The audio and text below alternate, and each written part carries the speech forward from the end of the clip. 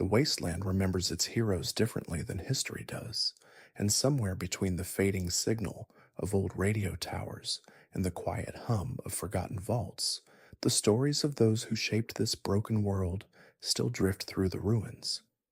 Before you settle in, maybe tap subscribe for more calm stories and share where in the world you're watching from tonight. These were people who walked into fire and emerged carrying water, who faced down armies and chose mercy when vengeance would have been easier.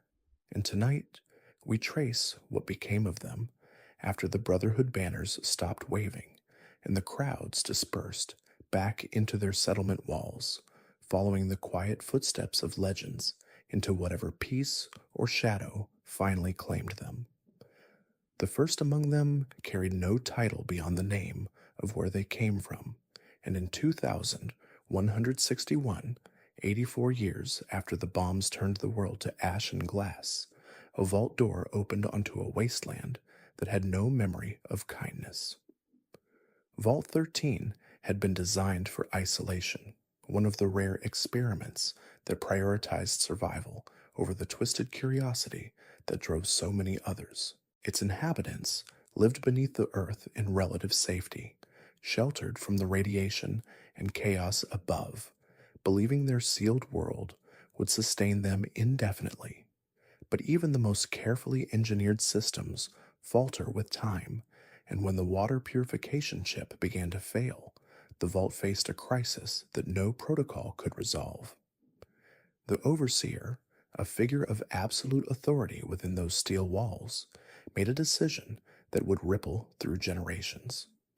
He selected a group of healthy adults and asked them to draw lots, and the one who drew the shortest straw would venture into the unknown to find a replacement chip. The person who stepped through that vault door had been raised to obey without question, indoctrinated from birth to trust the overseer's wisdom above all else. They carried that faith into a world that had no use for innocence. The first days were the hardest, not because of the mutated creatures or the searing sun, but because of the silence. The skeletal remains of previous vault dwellers dotted the landscape just outside the entrance, a grim testament to earlier failed expeditions.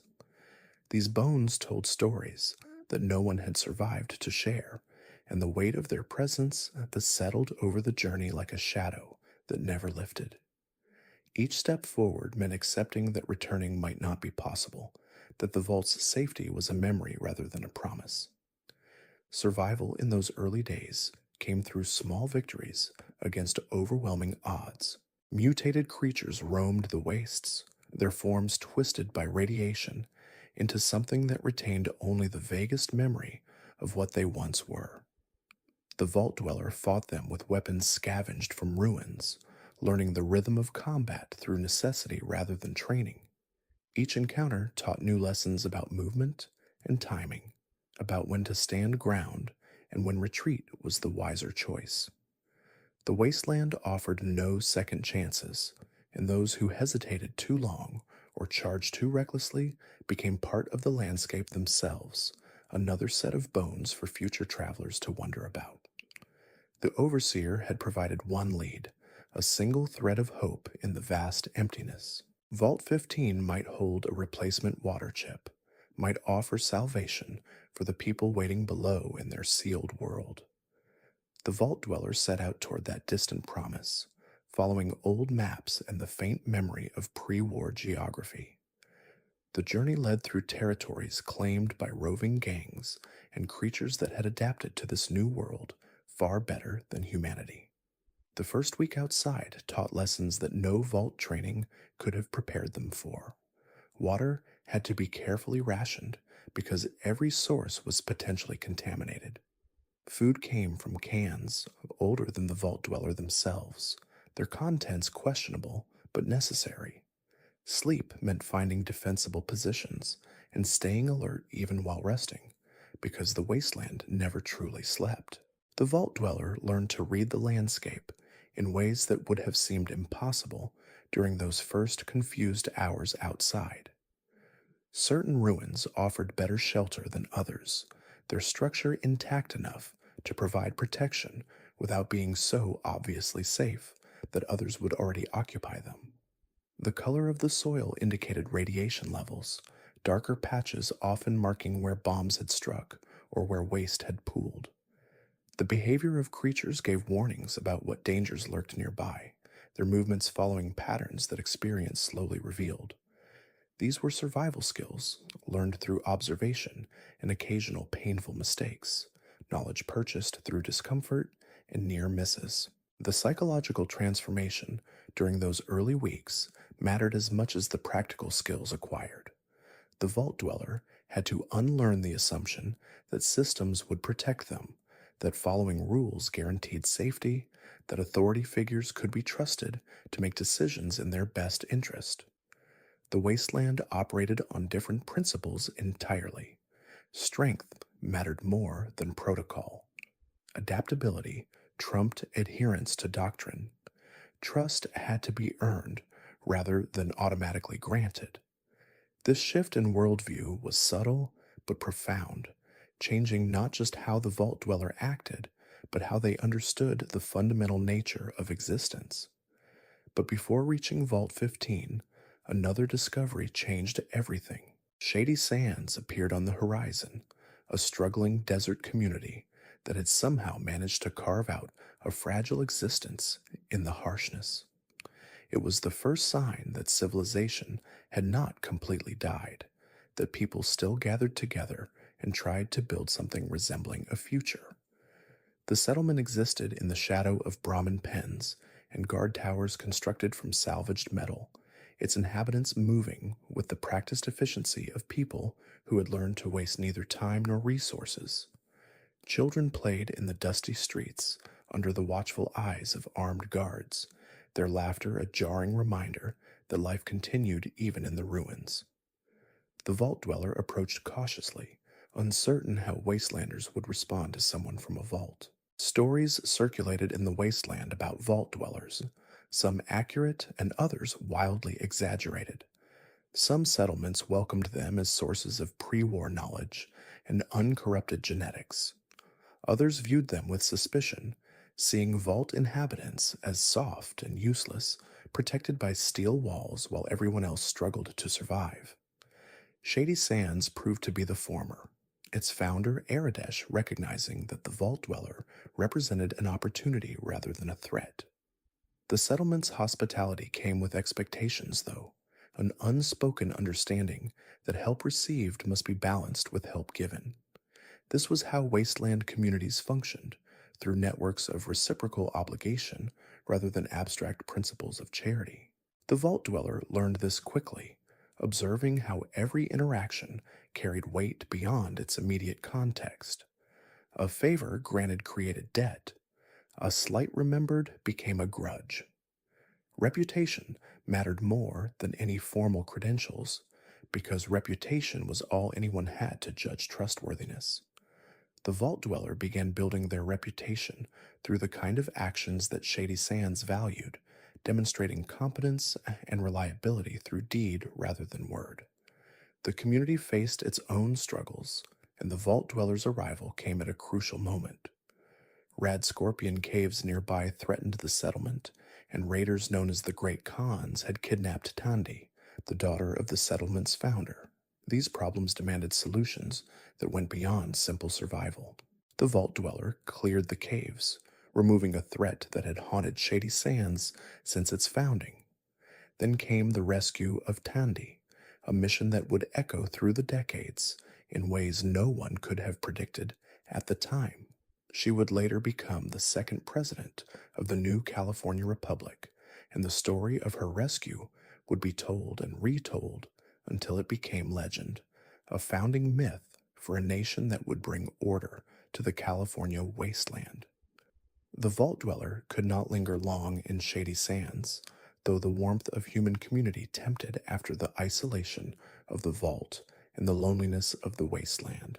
The water chip remained unfound, and time measured itself in the slow depletion of Vault 13's reserves. A retired caravan guard named Ian joined the quest, offering companionship and experience in exchange for purpose. Together, they traveled to Vault 15, following the hope that had driven this journey from the beginning. But hope often disappoints in the wasteland, and Vault 15 offered only answers, not solutions. The vault had been the site of a cruel experiment, its inhabitants deliberately selected to create ideological conflict. Factions had formed and fought, tearing the community apart from within. Some fled to become the founders of Shady Sands, while others transformed into the raider gangs that now plagued the wasteland.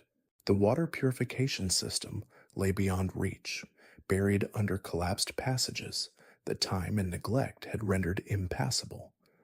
The vault dwellers searched the ruins thoroughly, hoping against reason that some alternative path might reveal itself. None did.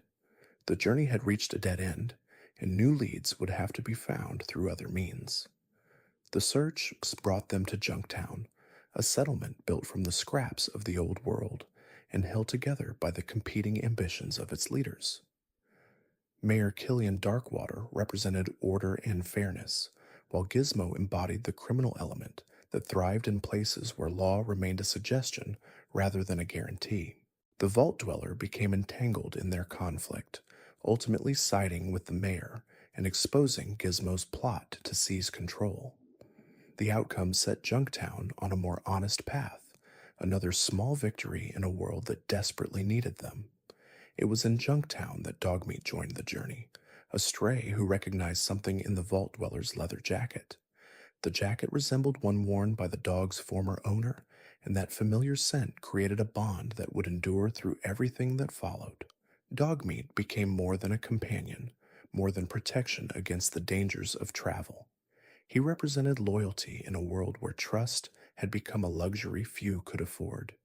From Junktown, the trail led to the Hub, the largest trading center in California. Water merchants there had built an empire on the single most precious resource in the wasteland, and they possessed the means to help Vault 13 survive a while longer. The Vault Dweller made a difficult choice, revealing the vault's location so that water caravans could deliver supplies. It bought time, but at the cost of secrecy that had protected the vault for generations. The Hub provided another lead, and the journey continued to Necropolis, the ruins of what had once been Bakersfield. The city was now home to ghouls, humans transformed by radiation into something that barely resembled their former selves. These were the survivors of Vault 12, whose door had failed to seal properly during the final hours of the Great War. The radiation that should have killed them instead remade them, granting a kind of twisted immortality at the cost of their humanity's appearance. It was here that the Vault Dweller first encountered super mutants, the vanguard of an army that called itself Unity. The battle was fierce, and Ian fell to a mutant wielding a flamethrower. His death would haunt the Vault Dweller for the rest of their days, a reminder that every victory in the wasteland carries a cost that cannot be calculated until after it has been paid. But Ian's sacrifice was not in vain, for in the ruins of Vault 12, beneath the ghoul settlements and the mutant patrols, the water chip waited. The Vault Dweller retrieved it and returned to Vault 13, completing the mission that had driven them from their home. Yet even as that first quest reached its conclusion, a larger threat emerged. The super mutants returned to Necropolis and massacred everyone, demonstrating the scope of the danger Unity posed. The Overseer understood immediately. The water chip had been found, but Vault 13 would never be safe while the mutant army remained active. He gave the Vault Dweller one final mission: to stop Unity and secure not just survival, but a future free from the shadow of annihilation. The path to stopping the Master's army led through the Brotherhood of Steel, an organization that had preserved pre-war technology and knowledge through the long decades of chaos. The Vault Dweller rescued one of their paladins from super mutant captivity in the Hub, earning enough trust to gain access to their hidden bunker. The Brotherhood provided weapons, armor, and most importantly, information about the Master and his plans to transform all of humanity into super mutants through forced exposure to the forced evolutionary virus. The Master believed he was creating a superior race, one that would survive where fragile humanity could not. He saw himself not as a destroyer, but as a savior offering forced salvation. The Vault Dweller infiltrated the Master's cathedral, the seat of his power and the heart of unity. It was a fortress of faith and mutation, where the Master preached his vision of enforced evolution to followers who believed they were serving a higher purpose. The confrontation between the Vault Dweller and the Master became a battle of philosophies as much as weapons. Evidence gathered during the journey proved that the super mutants were sterile, unable to reproduce, and therefore doomed to eventual extinction. Presented with this truth, the Master saw his vision collapse. The superior race he sought to create could never sustain itself, could never be more than a momentary aberration before fading into history. Faced with the futility of his grand design, the Master chose to end his own life, and the cathedral collapsed with him inside. But destroying the Master was not enough. The super mutant army remained, and their military base at Mariposa still churned out new soldiers. The Vault Dweller led an assault on the facility, fighting through corridors filled with mutants and radiation. The base's destruction scattered Unity, breaking their cohesion and ending the immediate threat they posed. The Vault Dweller had saved not just Vault 13, but potentially all of California from forced transformation. They returned home, expecting gratitude, expecting to finally rest after months of struggle and sacrifice. Instead, the Overseer met them at the vault door with exile. He explained that the Vault Dweller had changed too much, had seen too much of the outside world to ever truly belong in the sealed community again. Their presence would inspire others to leave, would corrupt the isolation that kept Vault 13 safe.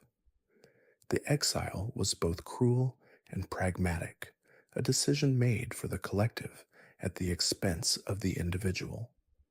The Vault Dweller turned away from the only home they had ever known and walked back into the wasteland. But they did not walk alone. Some of Vault 13's inhabitants, inspired by the stories of what their champion had accomplished, followed them into exile.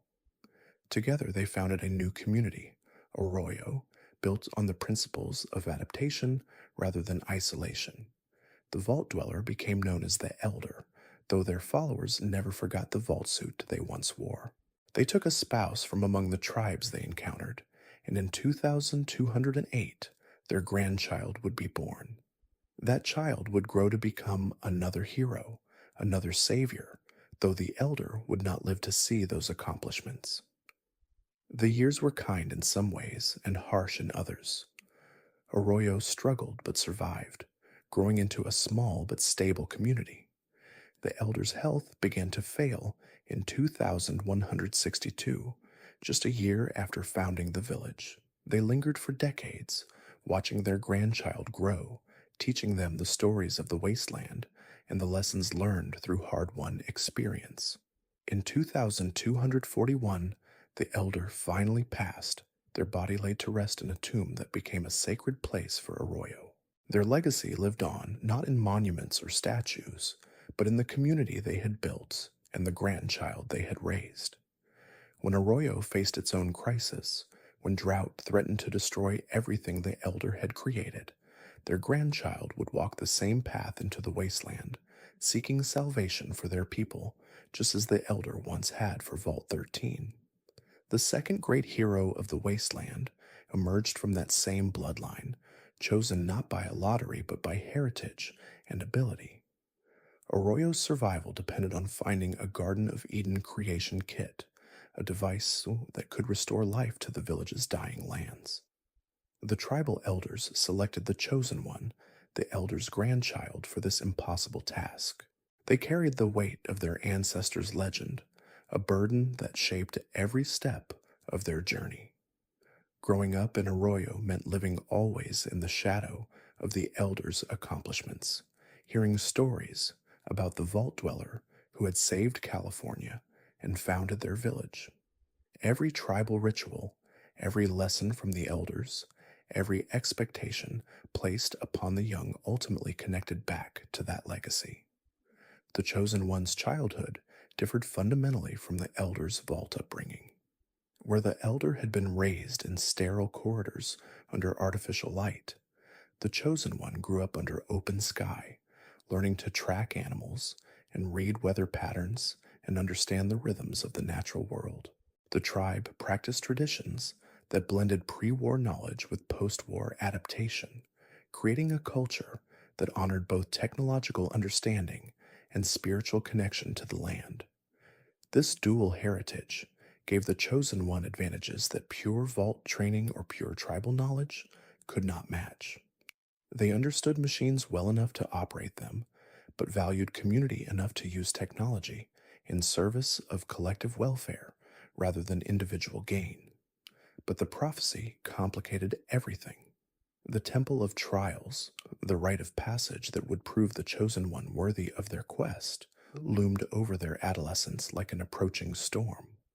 Every skill they learned was evaluated through the lens of whether it would help them survive the temple and complete the mission.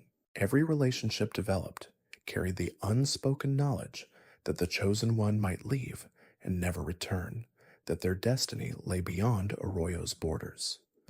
This created a peculiar isolation, even within community, a sense of being set apart from others who could live ordinary lives while the chosen one had to be extraordinary.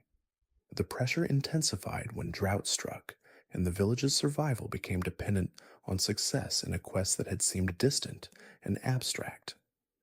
The chosen one completed the Temple of Trials, proving their worthiness through combat and puzzle solving, and then stood before the assembled tribe to receive the elder's blessing for the journey ahead. The moment should have been triumphant, a young person stepping into their destined role. Instead, it felt heavy, weighed down by the knowledge that failure meant not just personal death, but the extinction of everyone they had ever known. The tribe's hope became the chosen one's burden, and they carried it south toward the ruins of Vault 13. The path led south, back toward the ruins of Vault 13, and into territories that had changed dramatically in the decades since the elder walked there. The new California Republic had risen from the seeds planted by Tandi's leadership, bringing law and order to much of the territory. Roads that had been barely passable trails now saw regular caravan traffic. Settlements that had been struggling outposts now functioned as trading centers with permanent buildings and organized governance. The transformation was remarkable, but also disorienting for someone raised in tribal simplicity. The chosen one encountered laws and regulations that made little sense from a tribal perspective, bureaucratic processes that seemed designed to complicate rather than facilitate, and a level of social stratification that contradicted Arroyo's more egalitarian traditions. The NCR's expansion had brought benefits, but also created new problems. Merchants thrived under the protection of NCR rangers, but that protection came with taxes and tariffs that enriched the central government while leaving frontier communities struggling. Justice was more consistent than in lawless territories, but it was also slower and more concerned with procedural correctness than actual fairness. The chosen one observed these contradictions and began to understand that civilization was not simply superior to tribal life, but rather a different arrangement with its own strengths and weaknesses. This understanding would shape their approach to the challenges ahead, tempering idealism with pragmatism born from seeing multiple ways of organizing human society. The encounters along the way to Vault 13 taught the chosen one about the diversity of wasteland survival strategies. In Klamath, they met trappers who made their living hunting geckos for their pelts, a sustainable economy based on understanding local ecology. In Den, they encountered the darker side of wasteland commerce, where slaves were traded and chems were sold, and human life was valued primarily for its utility. In Modoc, they saw a farming community trying to maintain agricultural traditions in soil that barely supported growth, their persistence a testament to human stubbornness in the face of impossible odds. Each settlement offered lessons about what worked and what failed, what sustained communities and what destroyed them. The discovery of Vault 13's occupation by intelligent deathclaws particularly impacted the Chosen One. These creatures had been engineered for war, their claws and strength designed to kill efficiently. But further experimentation had granted them intelligence and speech, transforming them from monsters into people trapped in monstrous forms. They had built a society in Vault 13, developed their own culture, and tried to live peacefully despite their fearsome appearance. The Chosen One spent time among them, learning their language and understanding their perspective. Here were beings who could never integrate with human society because their very appearance triggered terror and violence, condemned to isolation not through choice, but through the cruelty of their creation. When the Enclave slaughtered them, the Chosen One witnessed firsthand the genocidal logic that would drive the rest of the quest. The Deathclaws had done nothing to threaten anyone, had simply existed in their vault, trying to survive like everyone else in the wasteland. But to the Enclave, they were abominations to be eliminated, their intelligence making them more dangerous rather than more deserving of life. The massacre demonstrated that the Enclave's purification plan was not theoretical or distant, but immediate and brutal.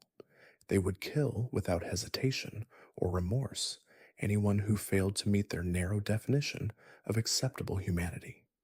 But not all changes were positive, and the Chosen One's quest would reveal new threats that made even the Master's unity seem almost quaint by comparison.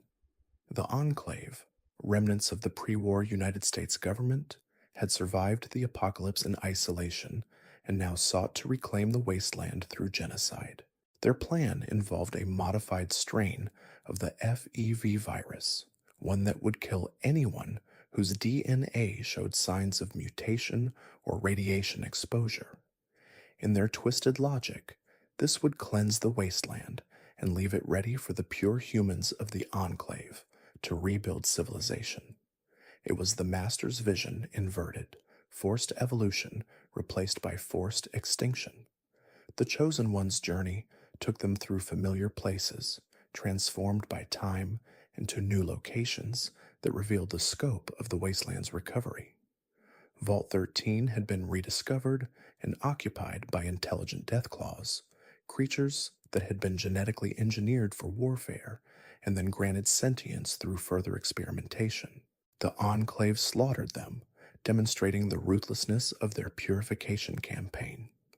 In Navarro, the Chosen One infiltrated the Enclave's base and discovered the true horror of their plans.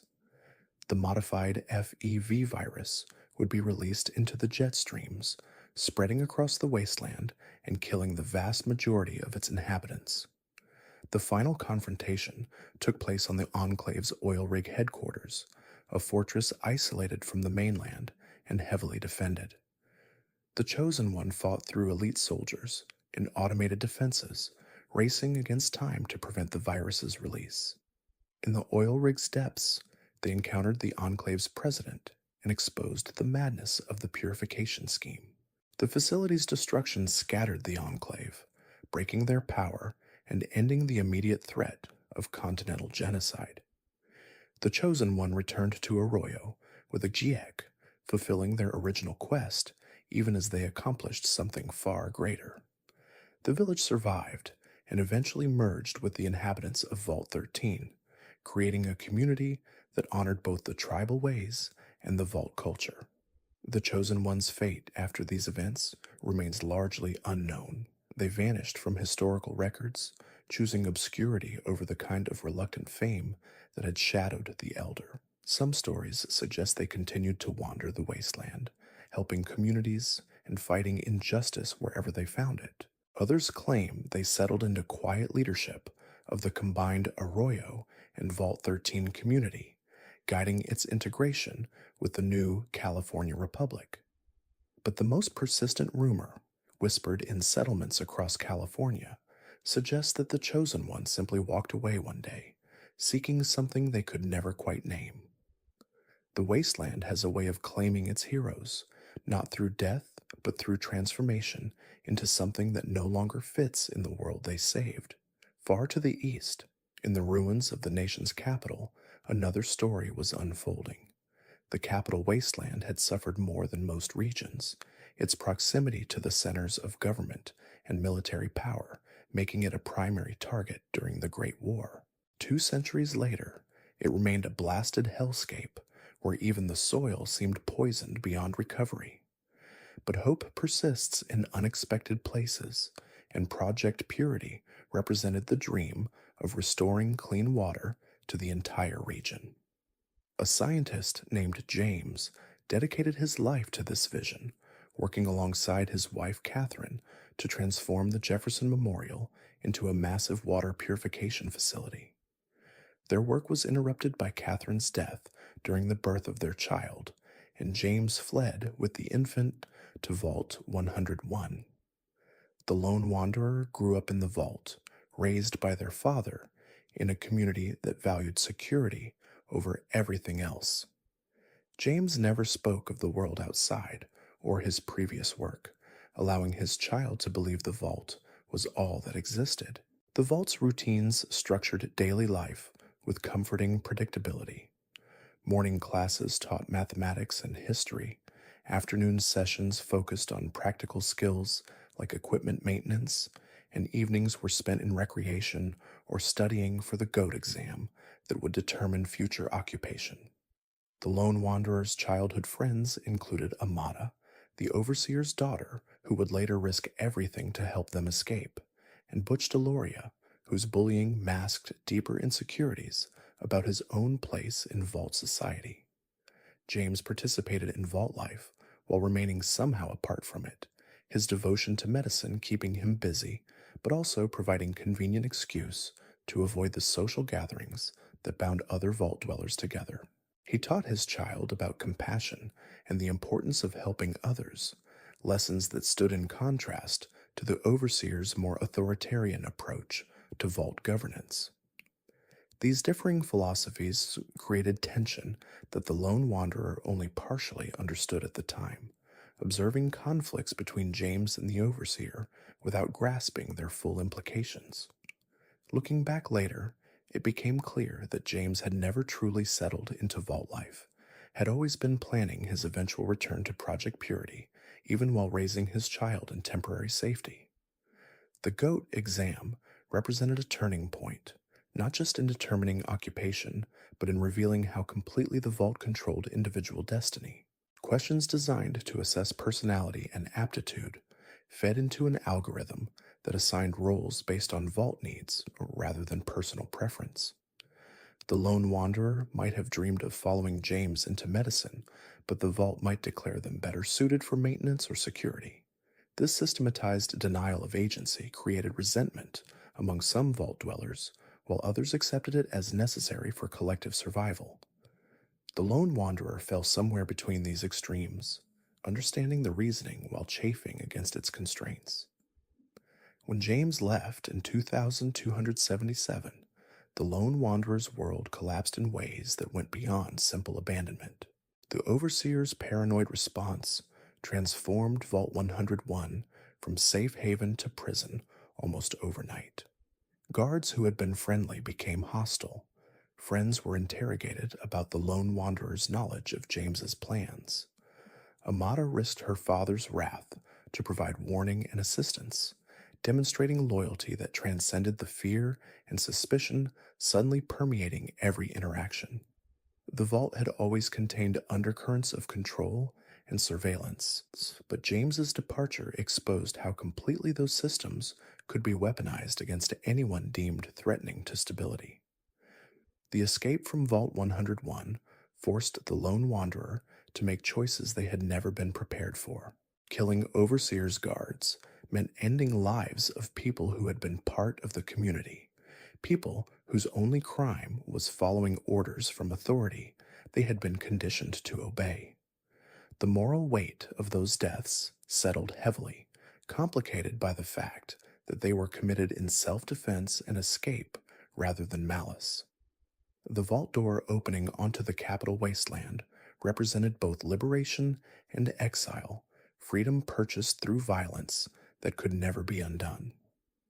But in 2277, James left, slipping out through the vault's hidden maintenance tunnels and returning to the wasteland. The overseer's paranoid response to this breach created a crisis that forced the lone wanderer to follow their father into the unknown. Like the first vault dweller more than a century earlier, they emerged into a hostile world with little preparation and less understanding of what they would find. The capital wasteland presented horrors that Vault 101's protected environment had not prepared the lone wanderer to process. Megaton, the first settlement encountered, had been built around an unexploded atomic bomb that sat in the town center like a religious icon. The residents lived their entire lives in the shadow of potential annihilation, treating the bomb with reverence while constructing homes from scavenged aircraft parts and corrugated metal. The cognitive dissonance was staggering. These people had adapted to conditions that should have been temporary emergency measures, had built entire lives, and raised children in circumstances that the pre-war world would have considered uninhabitable. The Church of the Children of Adam, worshipping the bomb as a divine instrument, demonstrated how completely the wasteland had transformed human culture.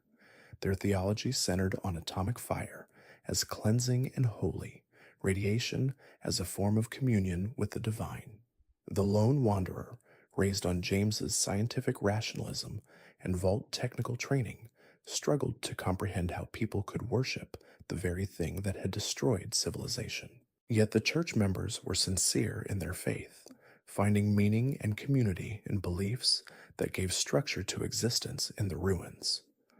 This was the lone wanderer's introduction to wasteland spirituality, to the ways humans create significance, even in annihilation. The search for James led through the capital wasteland's various settlements and dangers, each encounter teaching lessons about survival and human nature.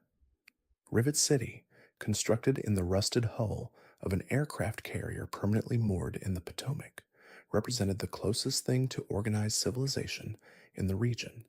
Its market thrived, its science team conducted research, and its council governed through consensus rather than autocracy.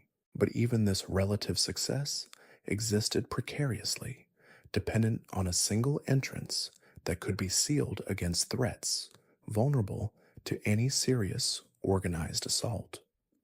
The lone wanderer observed how wasteland communities survived through a combination of defensive positioning, economic utility, and willingness to use violence when necessary.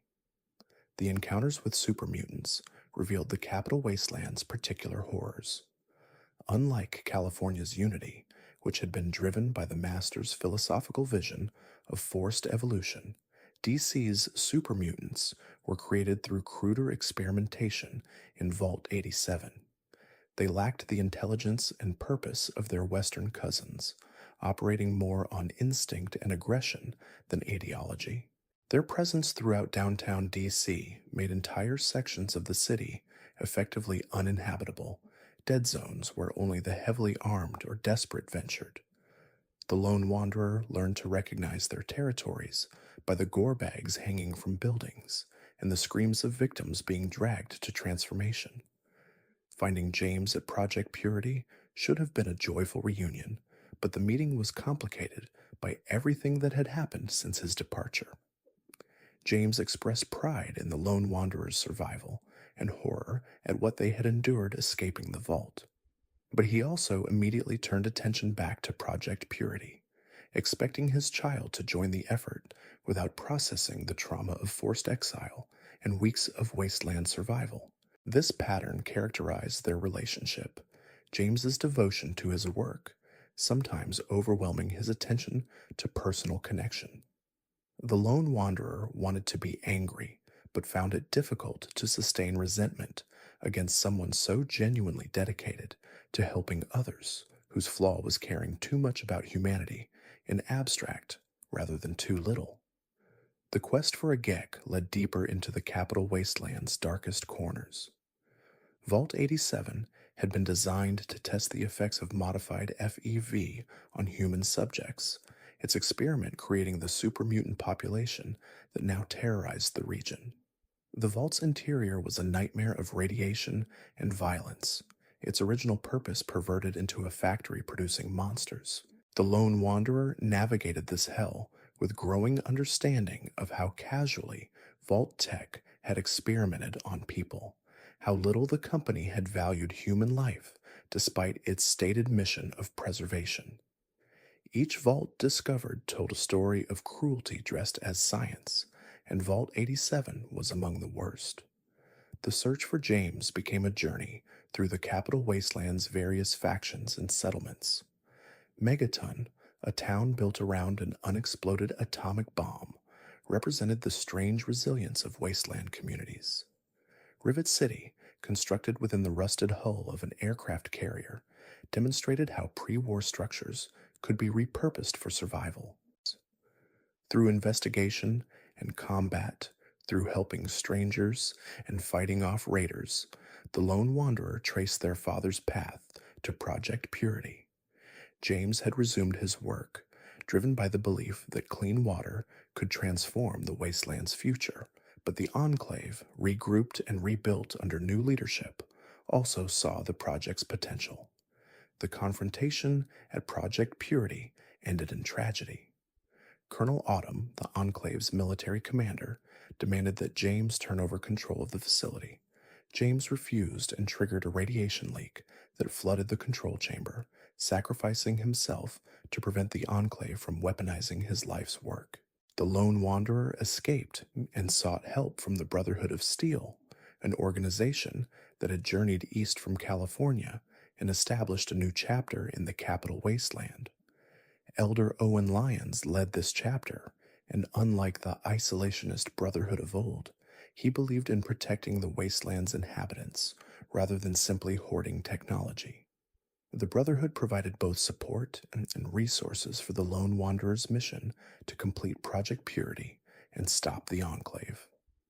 The quest for a Gek led to Vault 87, a facility that had become the source of the capital wasteland's super mutant population.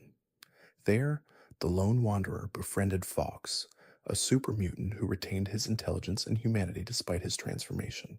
Fox proved instrumental in retrieving the Gek from the vault's irradiated depths, his mutated physiology making him immune to radiation that would have killed any normal human. But success brought new dangers. The Enclave captured the Lone Wanderer and brought them to Raven Rock, the Enclave's primary base. There, Colonel Autumn sought to interrogate them for the Project Purity activation code. President John Henry Eden intervened, revealing himself to be an AI that had gained sentience and assumed control of the Enclave after the oil rig's destruction. Eden's goals differed from Autumn's. Where Autumn wanted to use Project Purity to win hearts and minds, Eden planned to release a modified FEV virus through the water system, continuing the purification agenda that had been interrupted on the West Coast. The Lone Wanderer navigated the conflict between Autumn and Eden, using it to escape and ultimately destroy Raven Rock. The final battle came at Project Purity, where the Brotherhood of Steel assaulted the Enclave-held facility with the help of Liberty Prime, a massive pre-war robot that hurled nuclear weapons like grenades. The Lone Wanderer reached the control chamber and activated the purifier using a code based on their mother's favorite Bible verse. The radiation in the chamber would have killed them, but Sarah Lyons, Elder Lyons' daughter and the leader of the Brotherhood's elite forces, ran in afterward and dragged them to safety. The Lone Wanderer's recovery took 2 weeks, and they woke to find that Project Purity was operational and providing clean water to the entire capital wasteland. But the victory was incomplete. The Enclave remained active, and Liberty Prime had been destroyed by an orbital strike during the Brotherhood's siege of an Enclave relay station. The war continued, leading the Lone Wanderer to Adams Air Force Base, the Enclave's final stronghold. The assault on the base involved traveling through the presidential metro system and fighting through elite Enclave troops to reach the satellite control systems. The lone wanderer turned the Enclave's own weapons against them, destroying the base and scattering the organization beyond any hope of recovery. Elder Lyons promoted the lone wanderer to the rank of sentinel, the highest honor the Brotherhood could bestow. But what happened after that final battle remains unclear. Moira Brown, a megaton merchant and amateur historian, began writing the Lone Wanderer's story, ensuring that their sacrifice and accomplishments would be remembered. The Brotherhood of Steel grew in strength, eventually expanding to the Commonwealth far to the north. But the Lone Wanderer themselves faded from the records. Some accounts suggest they continued to work with the Brotherhood, serving as sentinel until age or injury finally claimed them. Others believe they walked away, unable to settle into a normal life after everything they had experienced. The most likely truth lies somewhere between these extremes. The lone wanderer probably remained in the capital wasteland, working to protect and improve the region they had fought so hard to save. They would have aged normally, experienced the ordinary tragedies and joys of wasteland life, and eventually passed away, surrounded by the community they helped create. Their name might have been lost to time, but their actions ensured that clean water flowed through the capital wasteland, that the Brotherhood of Steel grew strong enough to protect the innocent, and that the Enclave's genocidal ambitions died in the ashes of Adams Air Force Base. In the end, perhaps that matters more than any monument or statue. Far to the west, in the Mojave Desert, a different kind of hero emerged from very different circumstances. This was someone with no vault heritage, no legendary ancestor, no grand destiny. They were simply a courier, a person hired to deliver a package from one place to another. In 2281, that simple job became the pivot point for the entire southwestern wasteland. The package was a platinum poker chip, an innocuous item that held the key to controlling New Vegas, and by extension, the future of the Mojave. The Mojave Courier had worked this route before, or so Doc Mitchell told them after the surgery. Their reputation as reliable, as someone who got packages delivered despite dangers and distances, had made them the natural choice for this particular job. But reputation meant nothing when Benny's ambush came.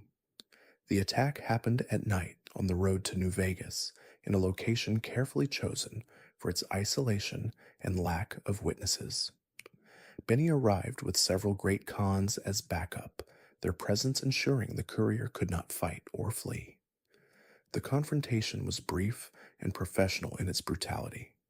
Benny took the platinum chip, made some quip about the game being rigged from the start, and shot the courier twice in the head before ordering them buried in a shallow grave. The execution should have been perfect, another nameless body joining the countless others scattered across the wasteland. But a robot named Victor witnessed the killing and dug up the body after Benny left, bringing it to Good Springs, where Doc Mitchell performed surgery that defied wasteland medicine's usual limitations. Waking in Doc Mitchell's house meant confronting a fractured reality where memory had become unreliable. The courier could remember basic skills, could still shoot and navigate, and understand how the world worked. But personal history had been erased or scrambled, leaving gaps that might never be filled. Who had they been before Benny's attack? Did they have families somewhere waiting for them to return? Had they made enemies or allies whose existence was now forgotten? These questions created profound uncertainty about identity and purpose. The courier had to rebuild themselves from fragments, constructing a personality and moral framework without the foundation that memory usually provides. Good Springs offered a gentle introduction back into consciousness and the wasteland. The small settlement operated on principles of mutual support and independence, helping neighbors, but not interfering in personal business. The courier's first choice after waking involved whether to help the town against powder gangers or remain neutral in their conflict. This decision established patterns that would repeat throughout the Mojave: binary choices with lasting consequences, factions that demanded commitment rather than accepting neutrality. The courier's amnesia meant these choices could not be guided by historical loyalty or remembered obligation. Each decision had to be evaluated on immediate merits rather than how it fit into a life story that no longer existed. The search for Benny led the courier through the Mojave's diverse communities and introduced them to the region's competing power structures. Prim needed a new sheriff, forcing the courier to choose between NCR authority, robotic law enforcement, or a reformed convict. Nipton had been destroyed by Caesar's legion, its residents crucified or enslaved as a message to other settlements about the cost of weakness. Nelson had become a legion outpost, its NCR garrison massacred, and their bodies displayed as warnings. These early encounters revealed the stakes of the conflict brewing over Hoover Dam and New Vegas. The NCR's presence in the Mojave reflected an organization stretched beyond its capacity. Troops were undertrained and undersupplied, more focused on survival than on implementing the Republic's ideals. Officers complained about bureaucracy and lack of support from leadership back in California. Soldiers expressed cynicism about their mission, wondering why they were dying for a dam in a city that might not be worth the cost. The courier witnessed an empire in decline, still powerful but rotting from within, its expansion creating vulnerabilities that enemies could exploit. Yet individual NCR personnel often demonstrated genuine dedication to protecting civilians, soldiers who believed in the Republic's principles even when the institution failed to live up to them. Caesar's legion presented the opposite extreme: ruthless efficiency without pretense of democratic values. Their camps ran with military precision, every member knowing their role and executing it without question. Slaves labored without hope of freedom, their subjugation justified through appeals to ancient Roman virtue and modern social Darwinism. The legion conquered by terror and held territory through brutal suppression of any resistance. The courier could observe their society functioning smoothly, trains running on time, so to speak, but the cost in human suffering and freedom was staggering.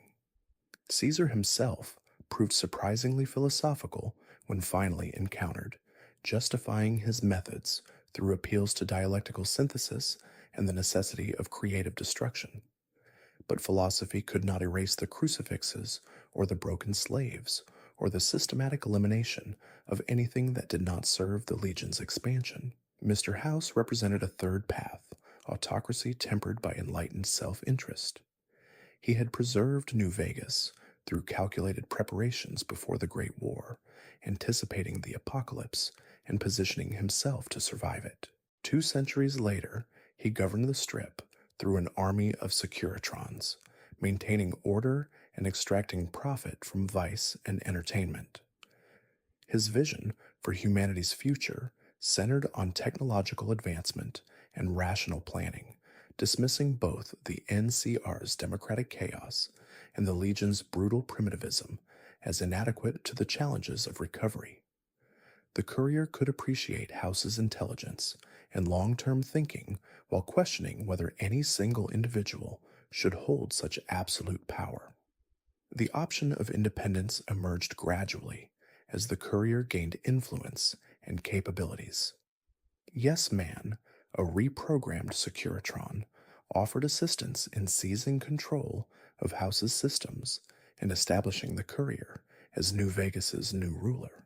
This path appealed to those who rejected external control while accepting the responsibility of governance.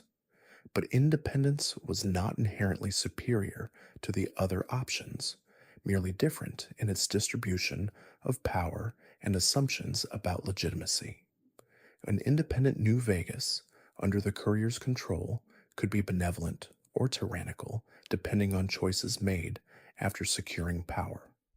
The Mojave's smaller factions added complexity to these larger conflicts.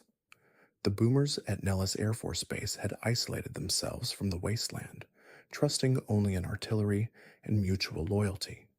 The Brotherhood of Steel's Mojave chapter had been decimated by the NCR and now hid in a bunker, debating whether to continue their mission or accept irrelevance.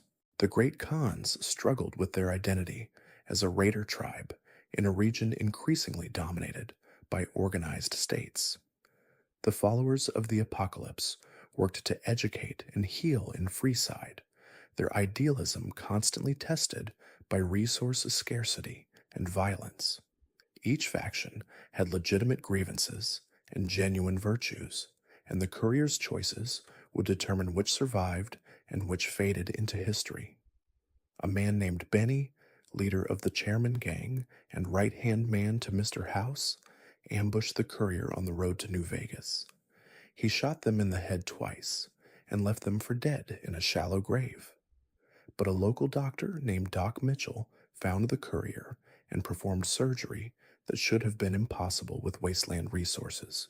Against all odds, the Courier survived with their mind intact and began searching for answers. Who was Benny? Why did he want the chip?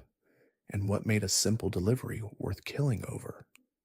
The search for these answers pulled the Courier into a power struggle between four major factions, each with its own vision for the Mojave's future. The new California Republic had expanded east, seeking to annex New Vegas and secure the Hoover Dam's electricity for California.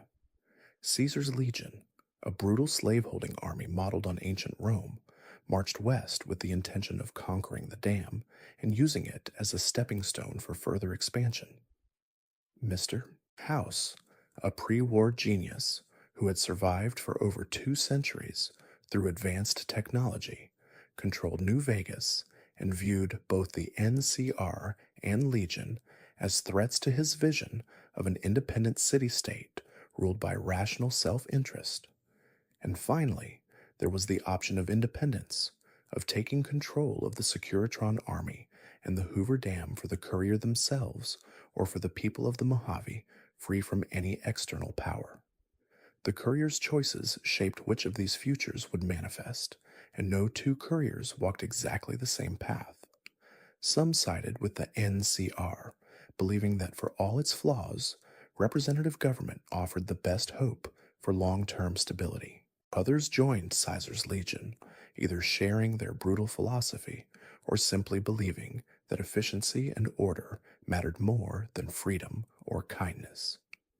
Many Couriers chose to work for Mr. House, trusting in his intellect and his plans for humanity's future, even if his methods were cold and calculating. And a significant number decided that none of these factions deserved control, that the Mojave's future should be determined by its own people rather than distant governments or autocrats. The Second Battle of Hoover Dam became the crucible where these competing visions clashed, and the Courier stood at the center of it all. They were not a chosen one or a vault dweller. They were simply someone who refused to die when they should have, who kept pushing forward even when the smart thing would have been to walk away. What happened to the Courier after the battle remains the greatest mystery in the wasteland's modern history. Unlike previous protagonists, whose fates could be partially traced through rumors and records, the Courier vanished completely. No one knows if they stayed in New Vegas or wandered back into the wasteland, if they lived to old age or died shortly after the battle, if they found peace or continued fighting. The Mojave remembers their actions, the communities they helped or destroyed, the factions they strengthened or crushed. But the person themselves became a ghost, a story told in different ways by different people until the truth became impossible to separate from legend. Some say the Courier retired to the Lucky 38 casino, living out their days in the penthouse that Mr. House once occupied. Others claim they headed north, seeking new challenges in lands that had not yet heard their name. A few whisper that the head injuries from Benny's ambush eventually caught up with them, that the doctor's miracle surgery only delayed the inevitable, but the most common story suggests that the courier simply walked away one day, disappearing into the wasteland the same way they had appeared.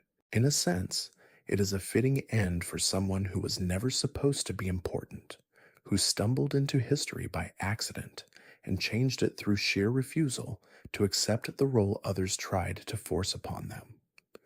The Commonwealth, far to the northeast, told yet another story of ordinary people thrust into extraordinary circumstances. In 2287, Vault 111 opened for the first time since the bombs fell. Unlike most vaults, this one was not filled with people who had lived through the apocalypse's immediate aftermath. Instead, its inhabitants had been cryogenically frozen on the day the bombs dropped, preserved in perfect stasis for over 2 centuries. The sole survivor remembered that day with the clarity that trauma provides, every detail etched permanently into memory. The morning had been ordinary, remarkable only in its mundane normalcy. Coffee brewing, news playing on television, their spouse getting ready for a veterans event, while their infant son made the happy sounds babies make. Then the emergency broadcast, the rush to Vault 111, the guards checking names against the list of pre-selected residents. The vault's entrance had been chaos controlled only by armed security and the threat of being left outside. Neighbors who had not been selected begged to be let in, their pleas ignored by guards following protocols that valued list membership over human compassion. The sole survivor remembered faces of people they knew, friends and acquaintances who would die in the nuclear fire because their names were not on Vault Tech's carefully curated roster. The guilt of survival began before the bombs even fell, in that moment of being waved through while others were turned away. The descent into the vault meant safety purchased through the suffering of everyone left topside. The cryogenic freezing was presented as temporary safety measure, a way to ride out the initial radiation before emerging to rebuild. Vault Tech representatives in their crisp uniforms explained the process with reassuring confidence, emphasizing the cutting-edge technology and fail-safe systems. The sole survivor and their spouse discussed it briefly, deciding together that protecting their son justified the risk of untested cryogenics. They stepped into their pods expecting to wake in days or maybe weeks. Instead, they slept for 2 centuries while the world burned and rebuilt itself into something unrecognizable. The first waking was not emergence, but nightmare. The sole survivor's consciousness returned just long enough to witness their spouse's murder and their son's kidnapping. The killers wore hazmat suits and strange armor, their actions efficient and professional. They needed the infant for reasons not explained, and they executed the spouse when resistance was attempted. The sole survivor could see and hear everything through the cryopod's frosted glass, but could not move or scream or intervene. The helplessness was absolute, consciousness trapped in a frozen body, forced to watch the only 2 people who mattered being taken and killed. Then refreezing came, merciful unconsciousness that ended the horror but preserved it perfectly in memory. The second waking came decades later when the cryogenic systems finally failed completely. The sole survivor emerged alone into a vault of corpses, every other pod having malfunctioned at various points over the centuries. The people who had entered seeking safety had died in their sleep, preserved in frozen death poses that would haunt the sole survivor's dreams for whatever life remained.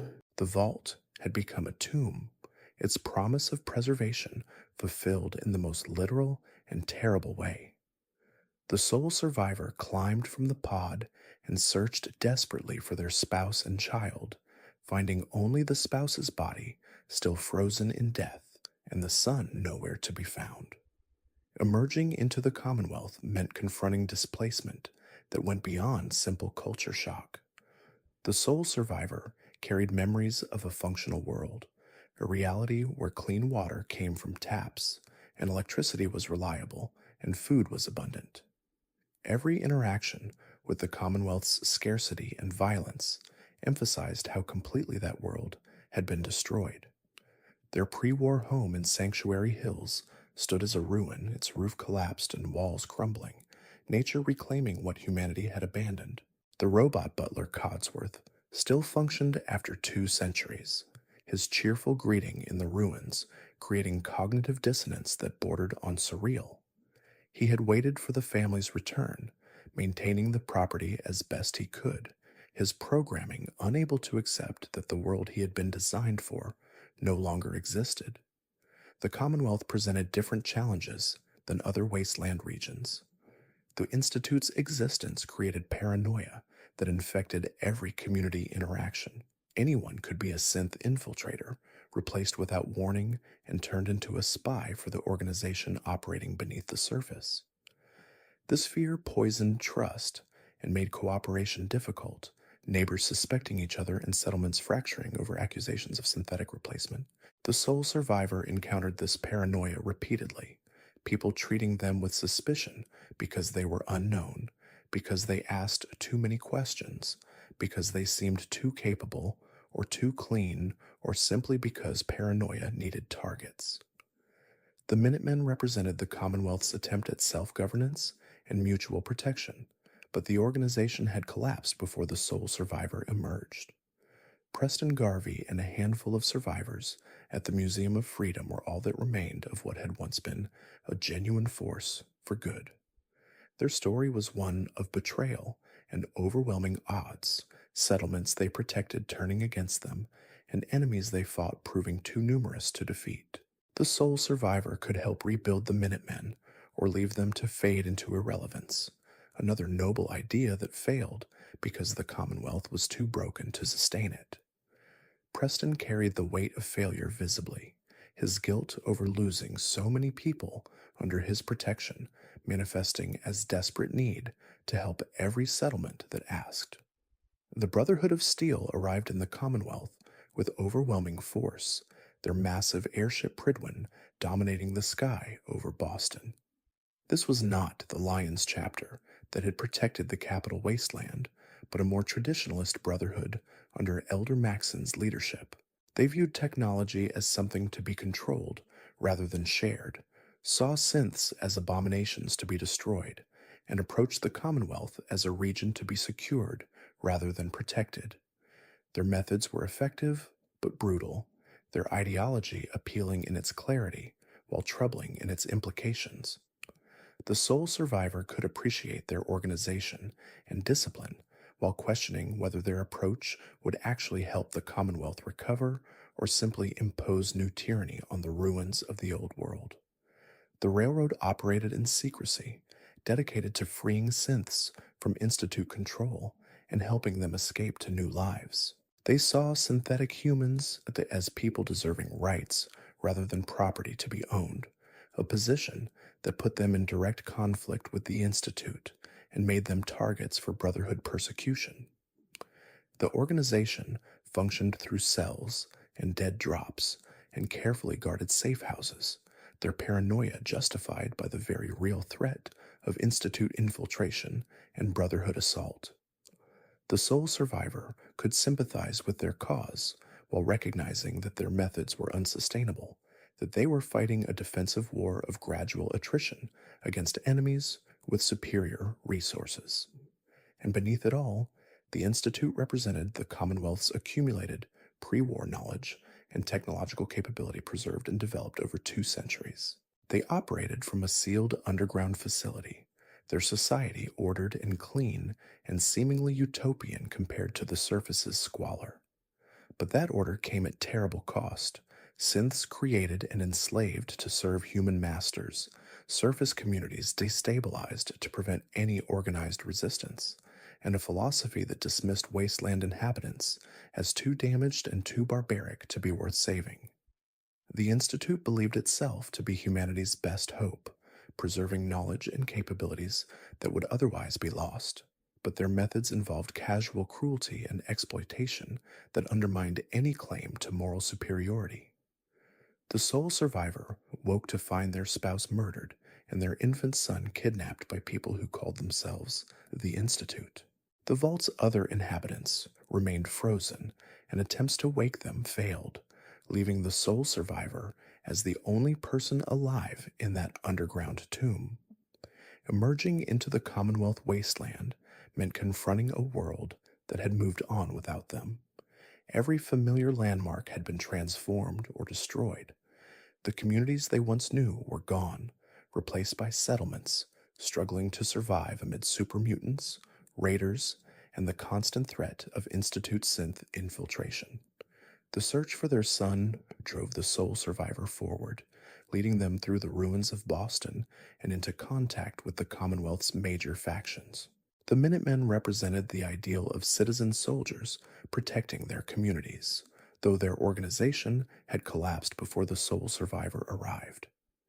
The Brotherhood of Steel had journeyed east, following the path established by the Lions chapter, but with a more hardline philosophy about technology and mutation.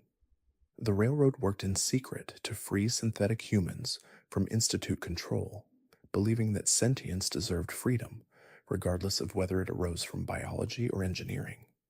And beneath it all, the Institute itself represented the accumulated knowledge and resources of the Commonwealth Institute of Technology, preserved and expanded through the centuries into an organization that saw itself as humanity's best hope for rebuilding civilization.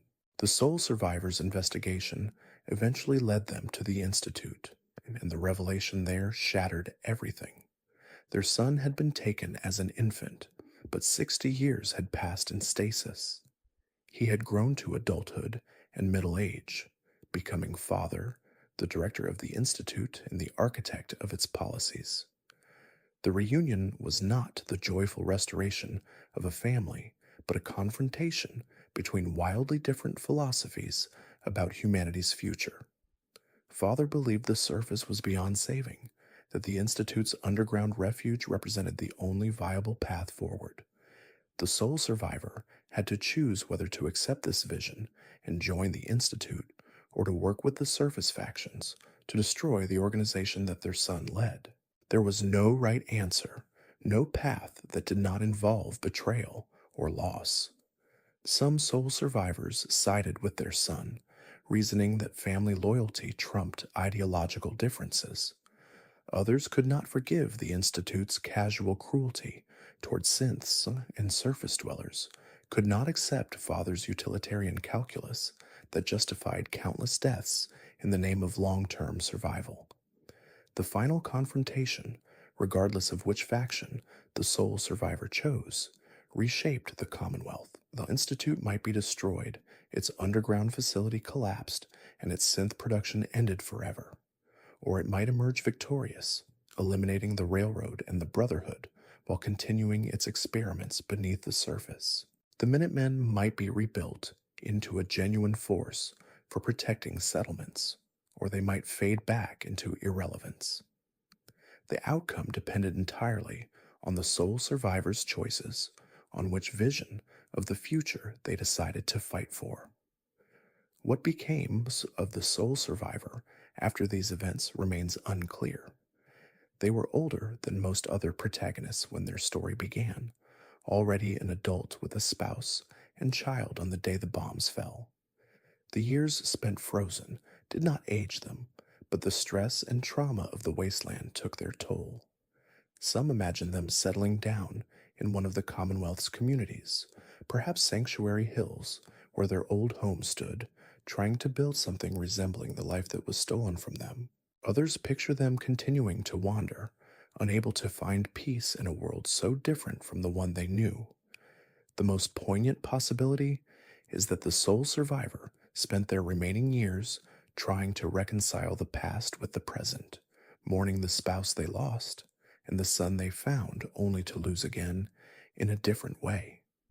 They carried 2 centuries of displacement, the unique burden of outliving not just their generation, but the entire world they had known.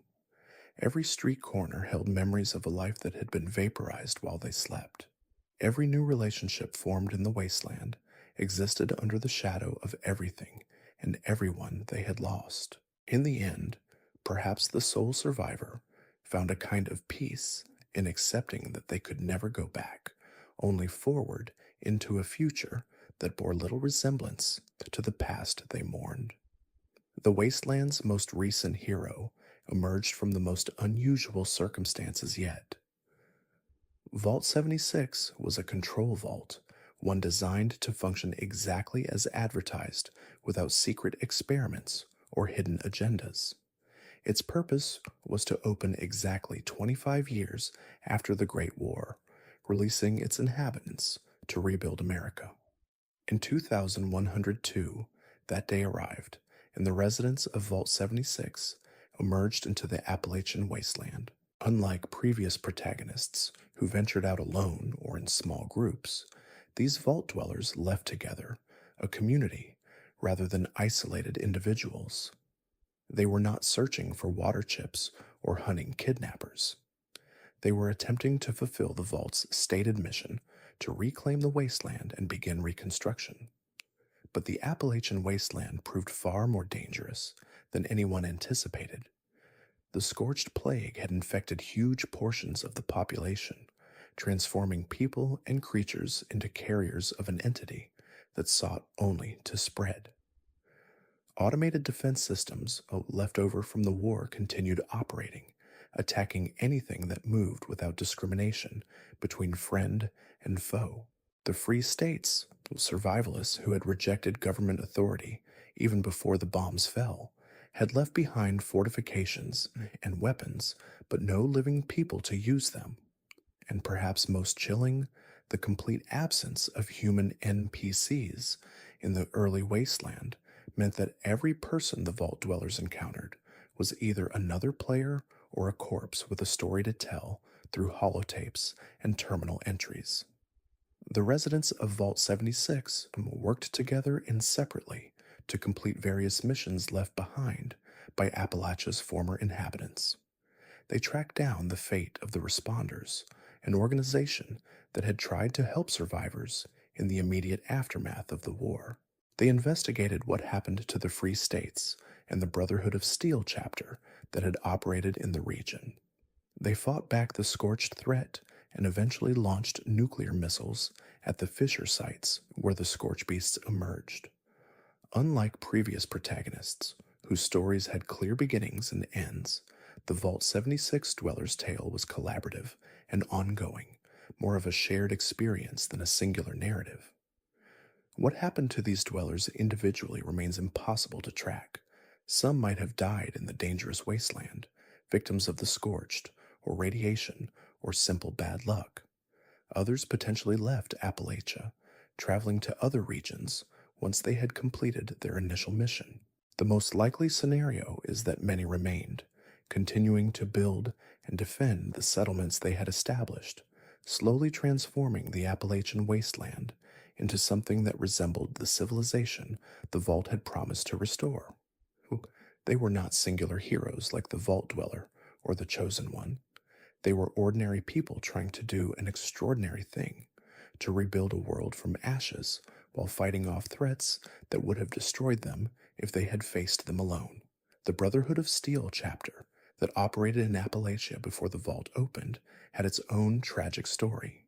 Paladin Elizabeth Taggarty led a group of military personnel who survived in the region after the war, and she maintained contact with Elder Roger Maxon himself, the founder of the Brotherhood.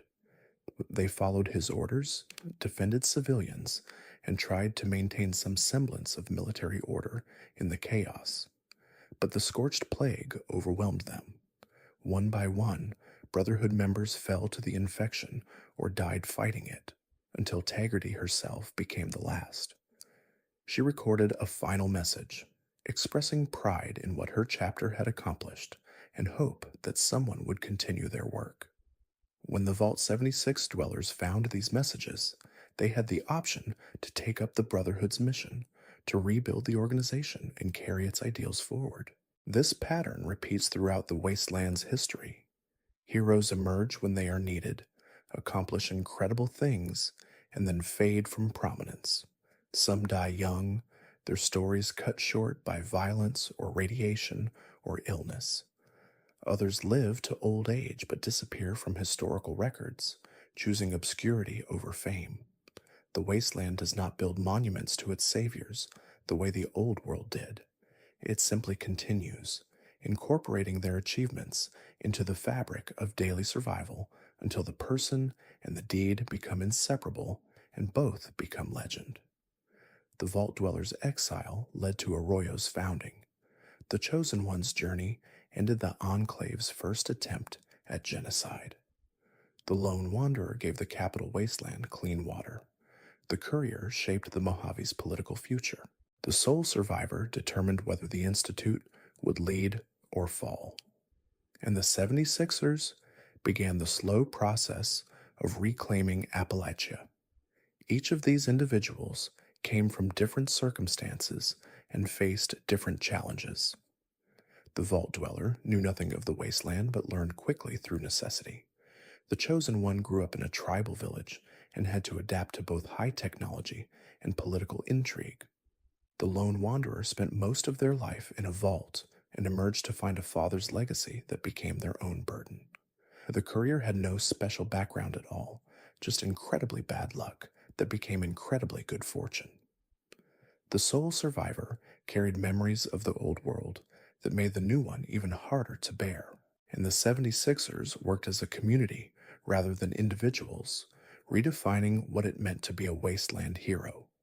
But certain patterns emerge when examining these stories closely. None of these protagonists sought out their roles. They were forced into action by circumstances beyond their control. Water shortages, kidnappings, bullets to the head, murdered spouses, and automated vault doors that opened on schedule regardless of what waited outside. They adapted to challenges that would have broken most people, developing skills and forging alliances that allowed them to accomplish the impossible. And in every case, their personal journeys became inseparable from larger stories about the wasteland's recovery and the slow rebuilding of something that might eventually resemble civilization. What makes these stories resonant is not the grand battles or the dramatic confrontations with villains.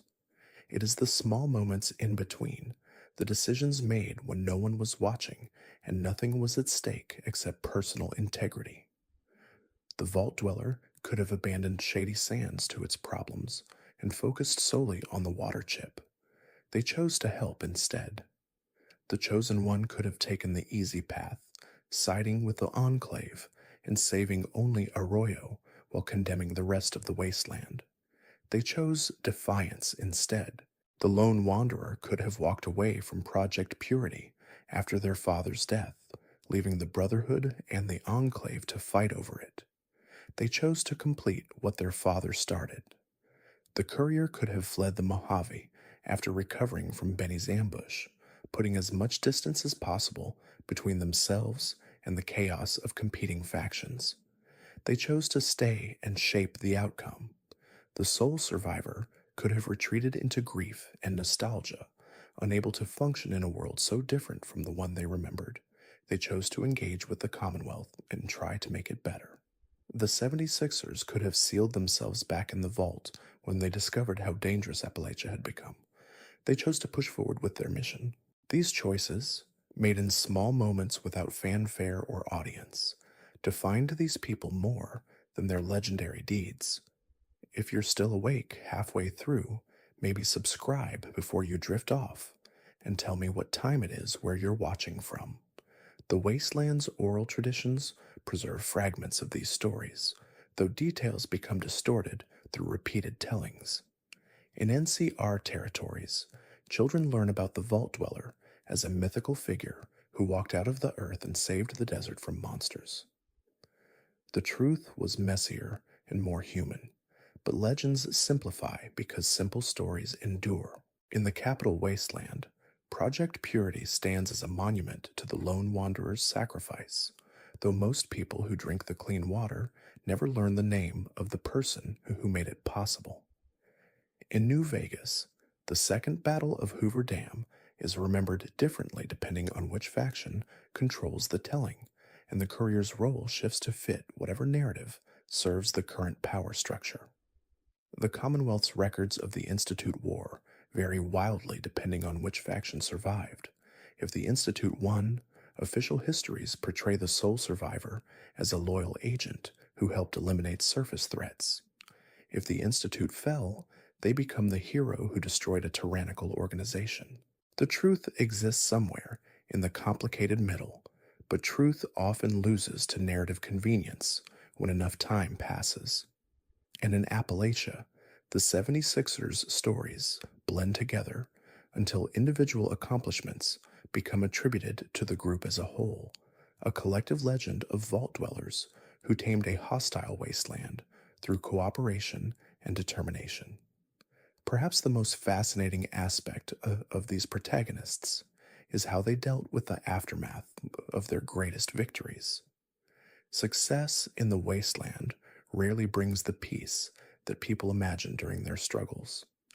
The vault dweller expected to return home, a hero, and instead faced exile.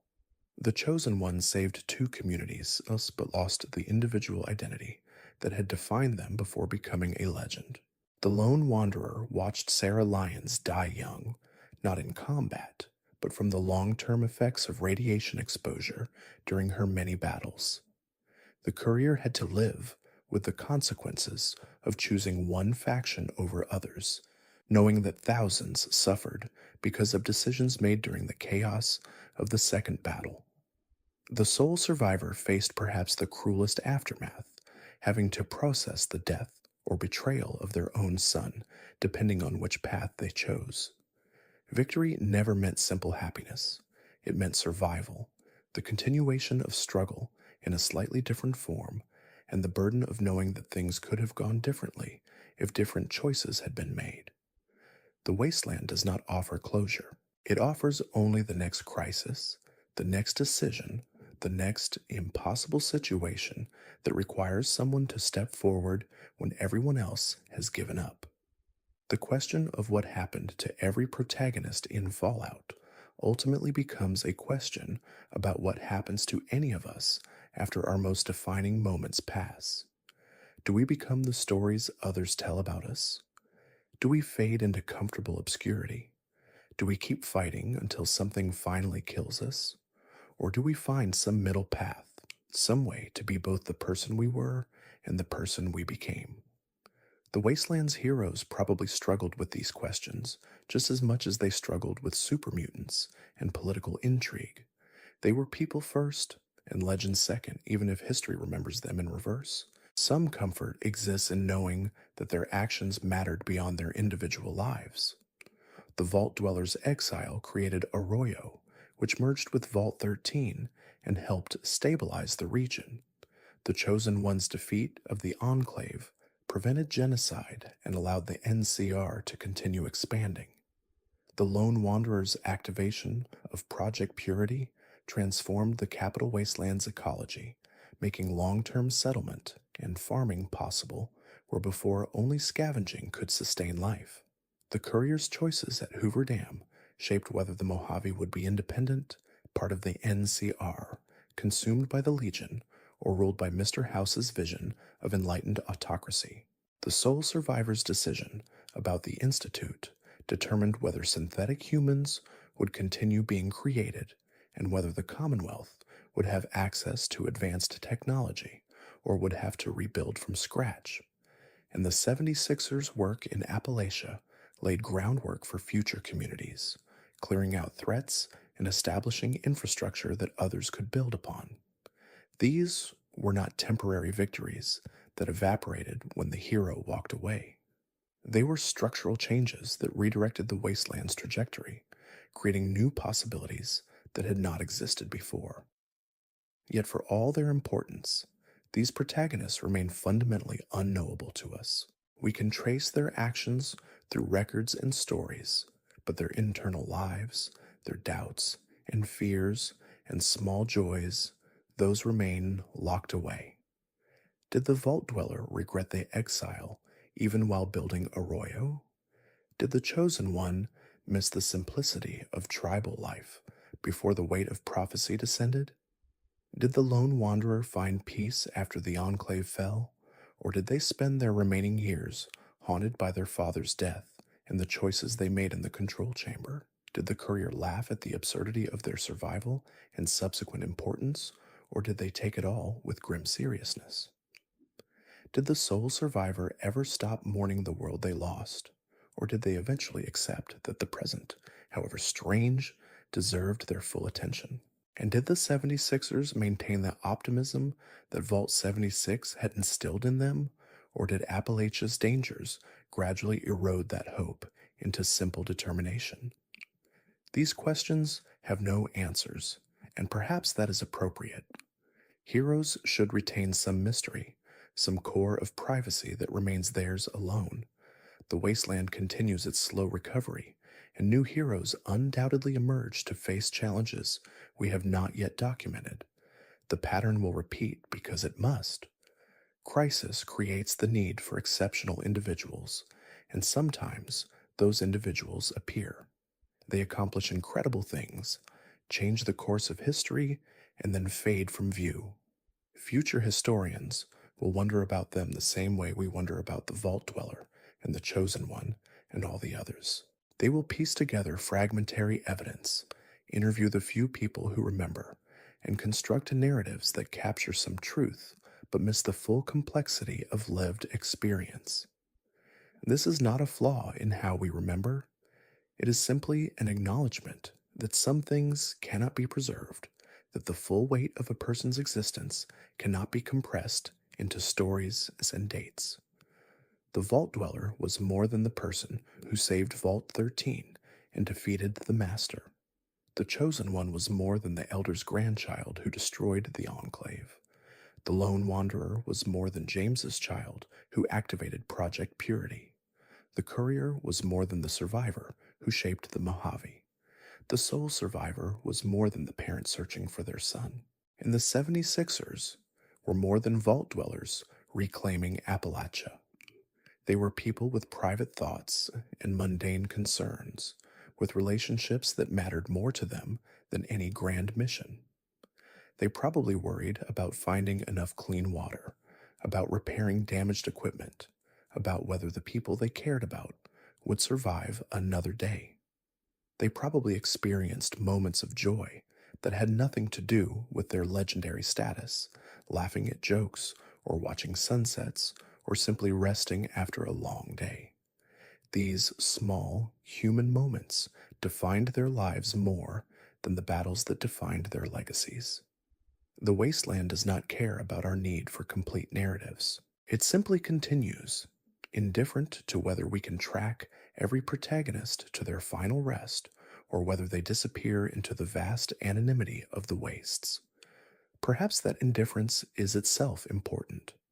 It reminds us that heroism is not about being remembered. It is about making choices in moments when no one else will, about stepping forward when stepping back would be safer and easier. The protagonists of Fallout did that repeatedly, in situations where failure meant not just personal death, but the collapse of entire communities. They succeeded more often than they failed, and their successes created the conditions for others to survive and eventually thrive. That is their legacy, not the statues that were never built or the monuments that crumbled before completion. They live on in the clean water flowing through the capital wasteland, in the communities that grew from Arroyo and Vault 13, in the independence or order or chaos of the Mojave, depending on which path the Courier chose, in the synths that walk free, or the institute that continues its work beneath the Commonwealth, in the settlements that dot Appalachia's hills and valleys. Future generations might not know their names, but they will benefit from their choices. That is perhaps the most anyone can hope for, in the wasteland or anywhere else, to make things slightly better than they were, to create possibilities that did not exist before, to give others a chance at survival, and maybe eventually something more than survival. The protagonists of Fallout did this, each in their own way, and then stepped back into the shadows of history, where all heroes eventually go. The wasteland remembers them imperfectly, which is the only way the wasteland knows how to remember. Stories shift and change with each telling. Facts become embellished or simplified, and the real people gradually transform into the legends they inspired. But somewhere beneath the legends, the truth remains. These were people who faced impossible odds and chose to fight anyway. They were not superhuman, they were simply unwilling to accept that the wasteland's cruelty was inevitable or permanent. That refusal changed everything. It meant that when the next crisis arrived, someone would step forward again. It meant that communities could believe in the possibility of heroes, because heroes had actually existed and had actually saved them. It meant that hope was not foolish, that struggle was not futile, that the long, slow work of rebuilding civilization could continue.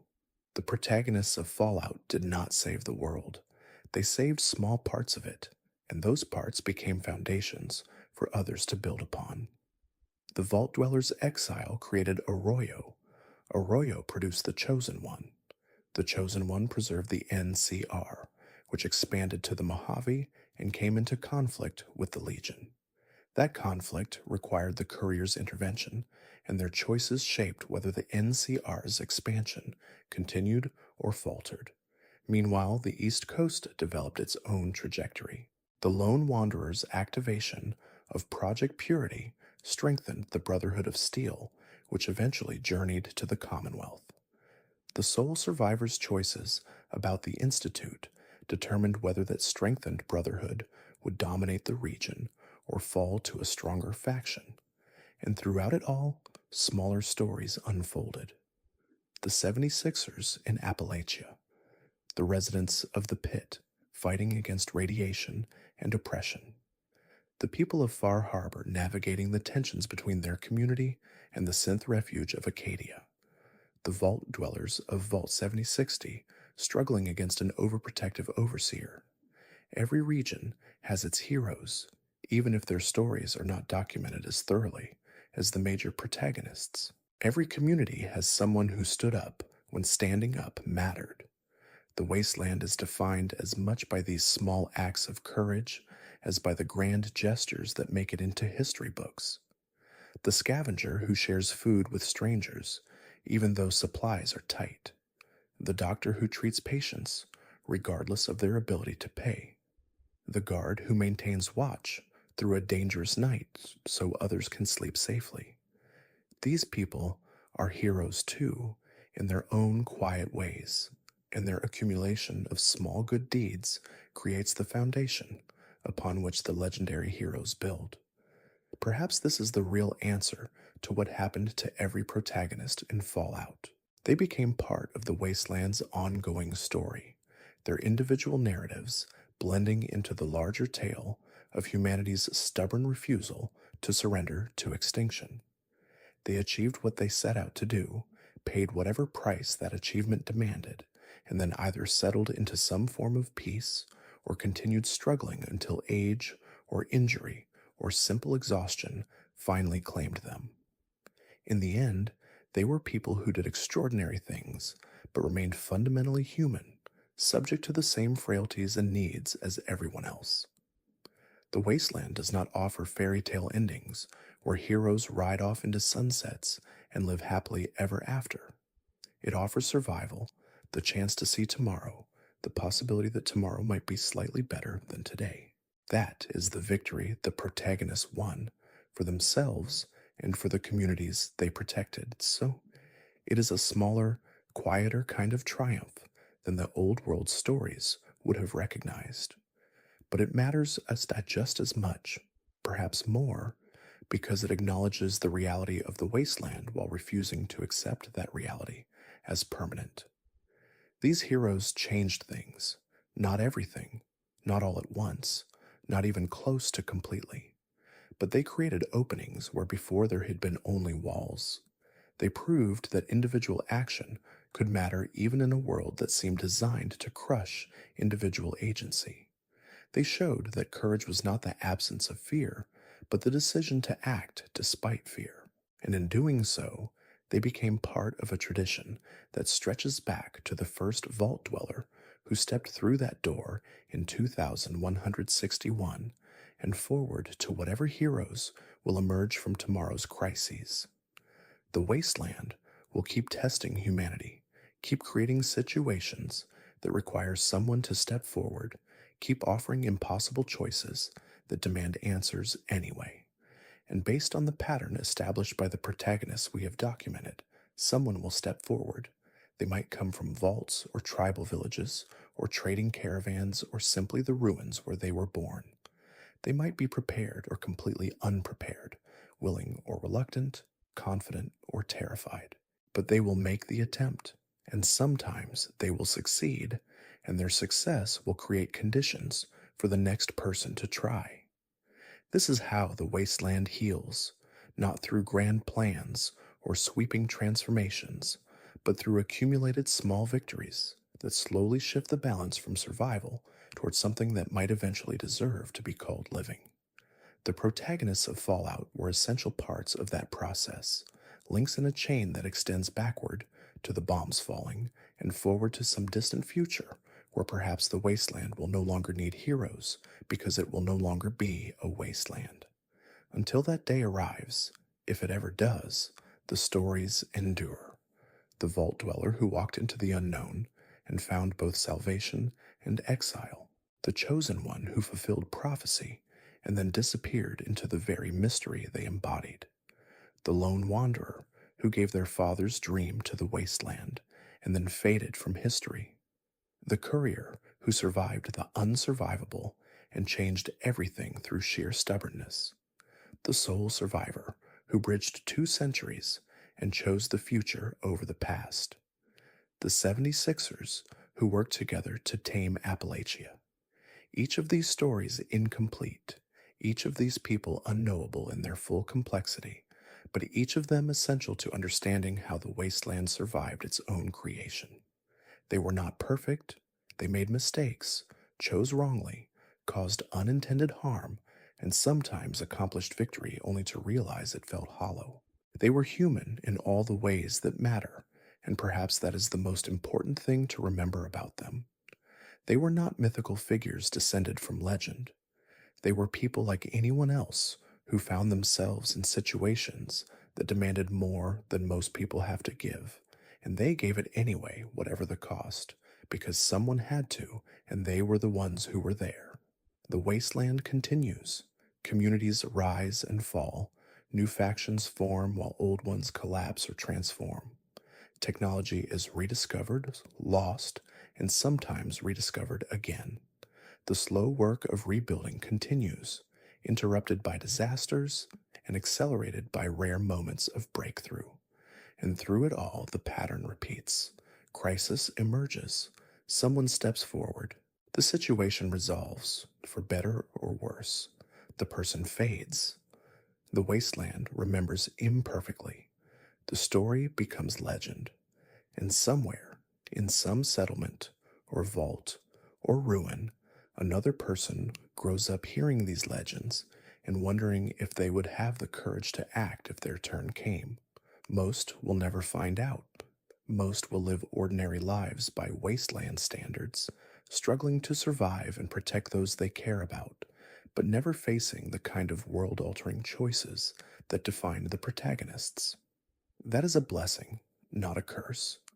The wasteland needs farmers and merchants and guards and teachers just as much as it needs heroes, perhaps more, because sustainable civilization requires mundane virtues like patience and reliability and cooperation at least as much as it requires the extraordinary courage and determination that propel people through impossible situations. But for those few who do find themselves thrust into circumstances where everything depends on their choices, the protagonist's stories offer both warning and hope. Warning that heroism costs more than anyone expects, that victory brings complications, that simple survival never did, that once you become legend, you can never fully return to being just a person. And hope that it is possible, that others have faced similar odds and somehow prevailed, that one person can matter even when the wasteland seems determined to prove that nothing matters. What happened to every protagonist in Fallout is ultimately the same thing that happens to everyone. They lived, they struggled, they made choices, they affected others, and eventually they died or disappeared from the historical record. The specifics varied, but the pattern held. They were important for a time, and then that time passed, and the wasteland moved on. But they left marks that did not fade, changes that endured beyond their individual existence, proof that people can shape the world even when the world seems too broken to be shaped. That is their legacy, more durable than any monument and more meaningful than any legend. They proved that it was possible. Not easy, not guaranteed, not without tremendous cost, but possible. And in the wasteland, where possibility is often the rarest resource of all, that matters more than anyone who has never faced total annihilation can fully understand. The night grows deeper now, and these stories have been told as completely as the fragmentary evidence allows. Somewhere in the wasteland, right now, someone might be making choices that will echo through the decades. We will not know their name until long after their story has concluded, if we ever know it at all. But based on everything we have learned from the protagonists who came before, we can trust that when the moment demands it, someone will be there to answer. They will not be perfect. They will not even be particularly special before the moment chooses them. But they will have the one quality that matters most in the wasteland, the willingness to try even when success seems impossible. That quality defined the Vault Dweller, the Chosen One, the Lone Wanderer, the Courier, the Sole Survivor, and the 76ers. And that quality will define whoever becomes the next name in this long, ongoing story of humanity, refusing to surrender to the wasteland's cruelty. The protagonists rest now, wherever they are, whatever became of them.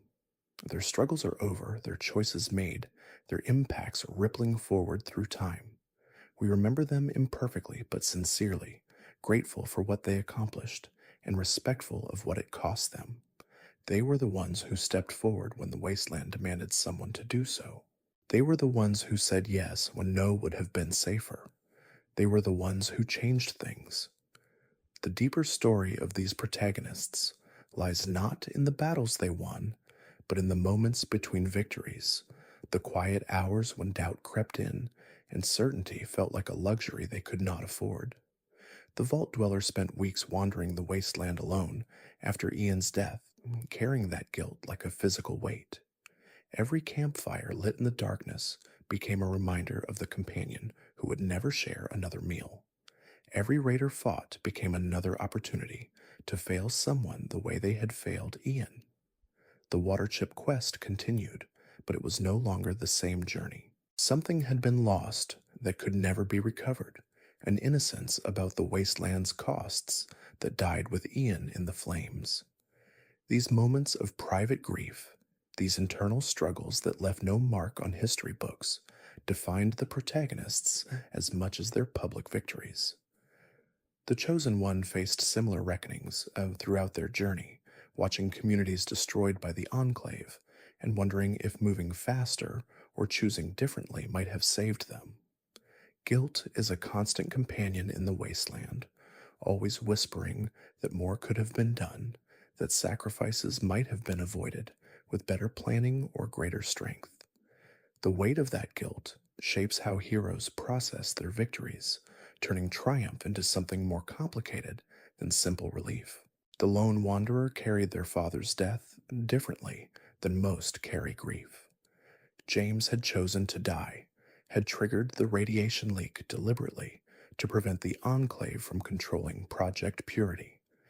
That choice denied the lone wanderer closure, left them with questions that could never be answered.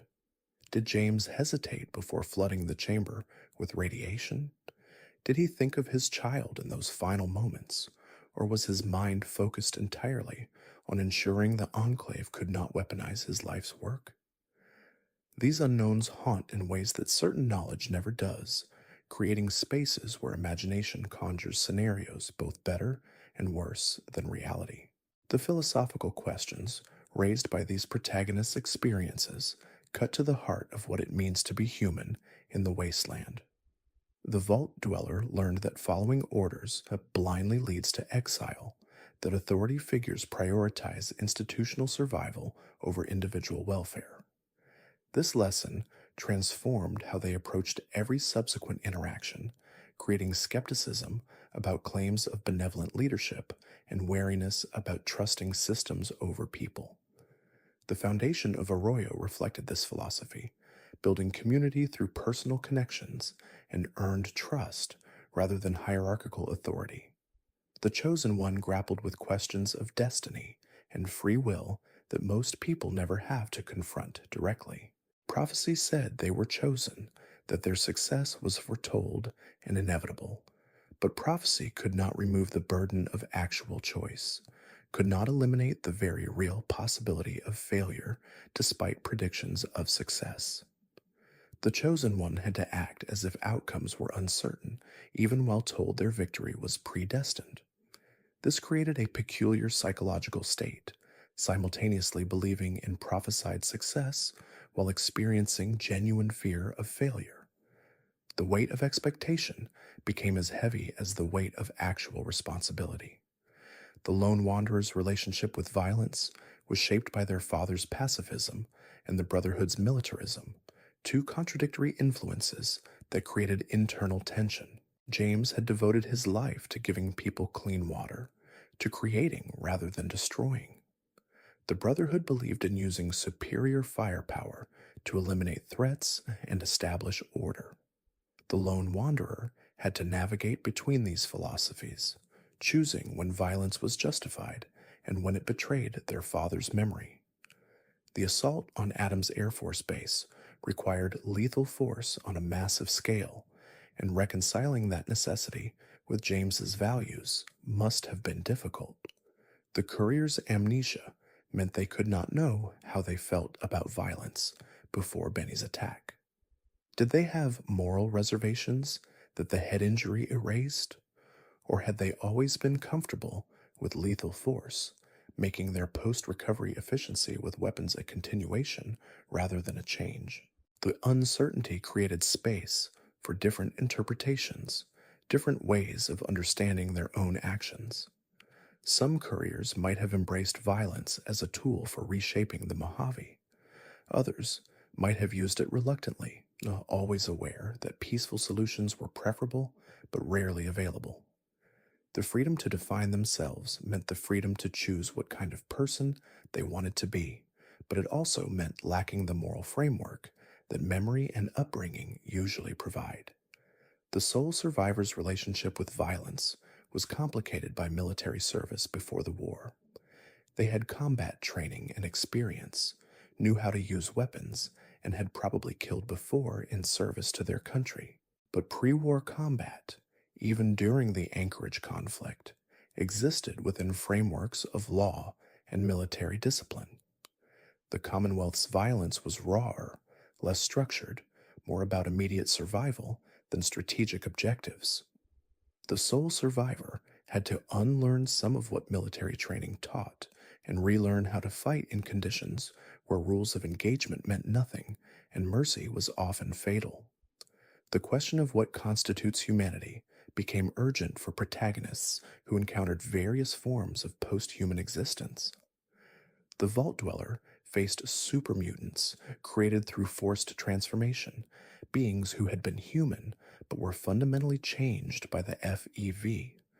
Were they still people deserving moral consideration, or had they become monsters whose elimination was justified? The Master's philosophy argued for their superiority, but his argument relied on accepting evolutionary violence as legitimate means of creating new forms of human existence. The Vault Dweller rejected that logic, but the rejection required confronting uncomfortable questions about where humanity's boundaries lay. The Chosen One's encounter with intelligent Deathclaws intensified these questions. Here were beings who had never been human but possessed intelligence and culture and the capacity for moral reasoning. They spoke and planned and cared for each other in ways that demanded recognition as people rather than animals. Yet their appearance triggered instinctive fear and disgust, their claws and teeth marking them as predators even when they chose peace. The Enclave's massacre of them demonstrated how easily surface characteristics could justify genocide, how quickly fear could transform into extermination. The lone wanderer's friendship with Fox challenged assumptions about what supermutants were and could be. Fox retained his intelligence and humanity despite transformation, his size and strength making him formidable, but his values making him gentle. He chose to help rather than harm, to protect rather than destroy, demonstrating that physical form did not determine moral character. The Brotherhood's tendency to shoot super mutants on sight meant they would have killed Fox without hesitation, eliminating someone valuable because he looked dangerous. This pattern repeated throughout the wasteland, surface characteristics determining treatments more than actual behavior. The Courier's interactions with the various communities of the Mojave revealed how differently people could organize society in the apocalypse's aftermath. The NCR attempted to recreate pre-war democracy with all its strengths and weaknesses. Caesar's legion imposed order through terror and slavery, efficiency purchased through cruelty. The various tribes and settlements each found their own balance between freedom and security, cooperation and independence. The Courier observed all these approaches and had to choose which deserved support, which represented humanity's best path forward into an uncertain future. The sole survivor faced perhaps the most philosophically fraught question of all, whether synthetic humans deserved the rights and protections granted to biological people. The Institute created synths as tools, designing them to serve and dismissing their consciousness as mere programming. The railroad insisted they were people, that sentience arising from silicon deserved the same moral consideration as sentience arising from neurons. The question had no easy answer because it required defining what made something a person, where the line fell between sophisticated machine and actual being. The sole survivor's choice about the Institute ultimately represented a choice about this fundamental question of personhood and rights. These philosophical struggles occurred not in the abstract, but in concrete situations where real lives hung in the balance. The protagonists could not retreat to ivory towers to debate ethics. They had to make decisions in moments of crisis with incomplete information and under tremendous pressure. The choices they made shaped not just their own moral development, but the kind of communities that would emerge from the wasteland. A protagonist who valued freedom over security would build or support different institutions than one who prioritized order over autonomy. The wasteland's material scarcity forced moral questions that wealthier societies could avoid. When resources are abundant, helping strangers costs little. But in the wasteland, sharing food with someone might mean going hungry yourself. Protecting a settlement might require ammunition and medical supplies that could be used for personal survival. Every act of generosity carried real cost, and every choice to help someone else meant accepting risk and sacrifice. The protagonists navigated these trade-offs constantly, balancing self-preservation against moral duty, never certain they were choosing correctly. The communities they protected often did not appreciate the full scope of what had been given for their survival.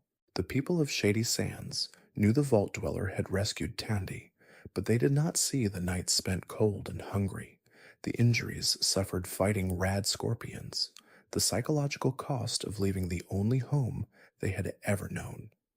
Arroyo understood the Chosen One had saved them, but they could not grasp what it meant to witness the Deathclaw massacre or confront the Enclave's genocidal ambition.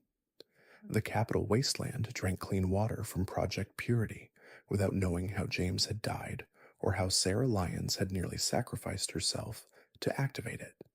This gap between what was given and what was understood created a peculiar loneliness for the protagonists. They carried experiences that could not be fully shared, traumas that others could sympathize with, but not truly comprehend. The Courier's amnesia meant even they did not fully understand their own past, creating isolation from their former self. The sole survivor's temporal displacement meant no one in the Commonwealth could relate to memories of the pre war world, making those memories precious but unshareable. The burden of being special, of accomplishing what others could not, was the inability to be fully known by anyone who had not walked the same impossible path. Yet the protagonists persisted, despite this isolation, despite the costs and the uncertainty and the lack of recognition. Something in them refused to accept the wasteland's verdict that nothing mattered and all struggle was futile. They chose to believe their actions had meaning even when evidence suggested otherwise, chose to keep fighting even when rest would have been understandable. This stubborn refusal to surrender became their defining characteristic, more important than any specific skill or advantage. The wasteland broke most people eventually. The protagonists were simply those who broke more slowly, who held together long enough to accomplish what needed doing before the accumulated damage finally claimed them. The Vault Dweller spent weeks wandering the wasteland alone after Ian's death, carrying that guilt like a physical weight. Every campfire lit in the darkness became a reminder of the companion who would never share another meal. Every raider fought became another opportunity to fail someone the way they had failed Ian. The water chip quest continued, but it was no longer the same journey.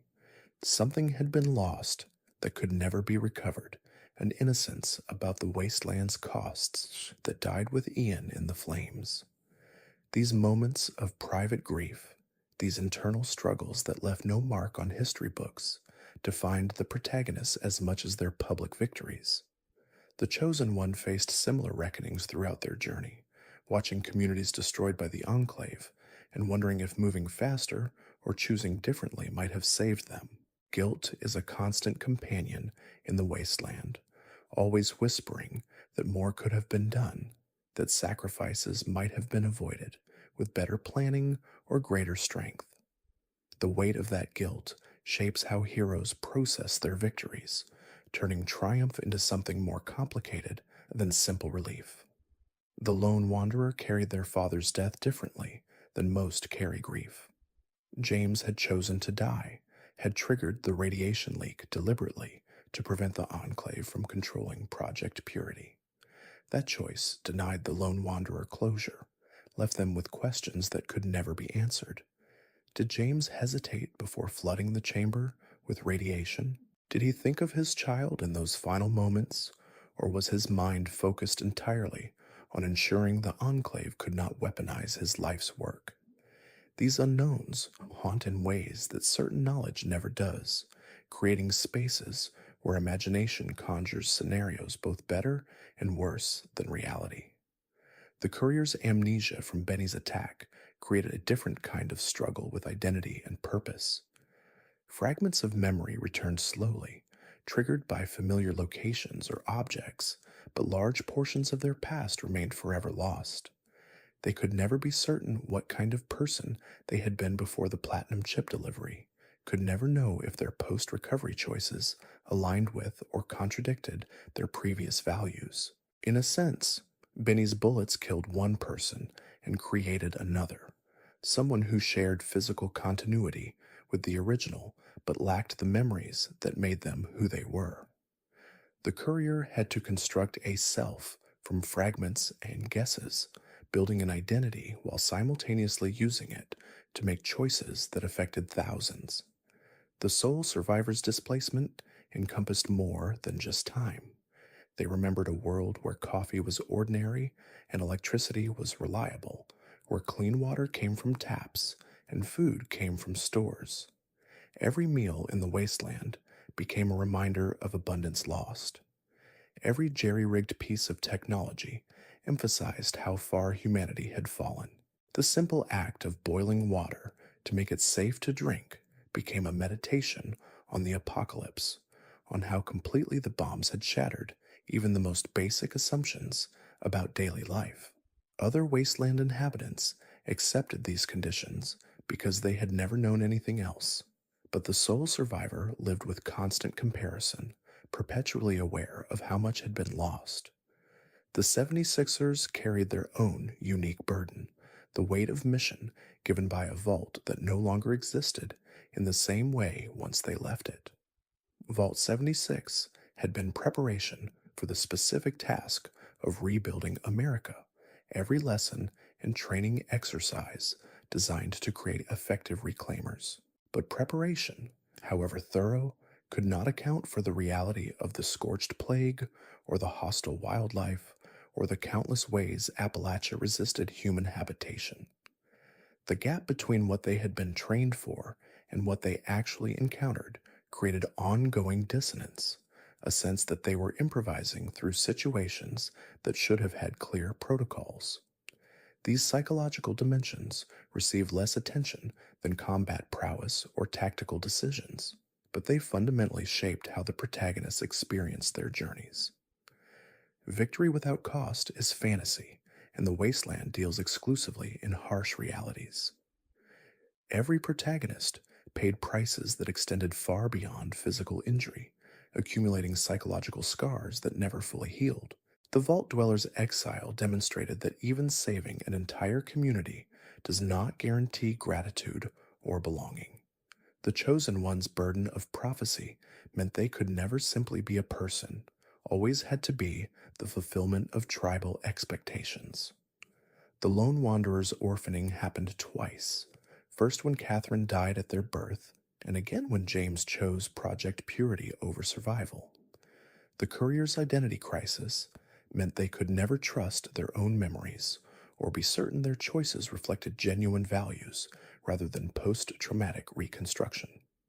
The sole survivor's temporal displacement denied them the one thing humans need most when processing trauma, a community that shares context and can validate experience. And the 76ers' collaborative mission meant individual grief often had to be suppressed in favor of group cohesion, creating pressure to process loss privately rather than collectively. These were people operating under conditions that would break most others, and sometimes they broke too, just quietly enough that it did not make it into the legends. The Wasteland's oral traditions preserve heroic deeds, but filter out moments of weakness or doubt.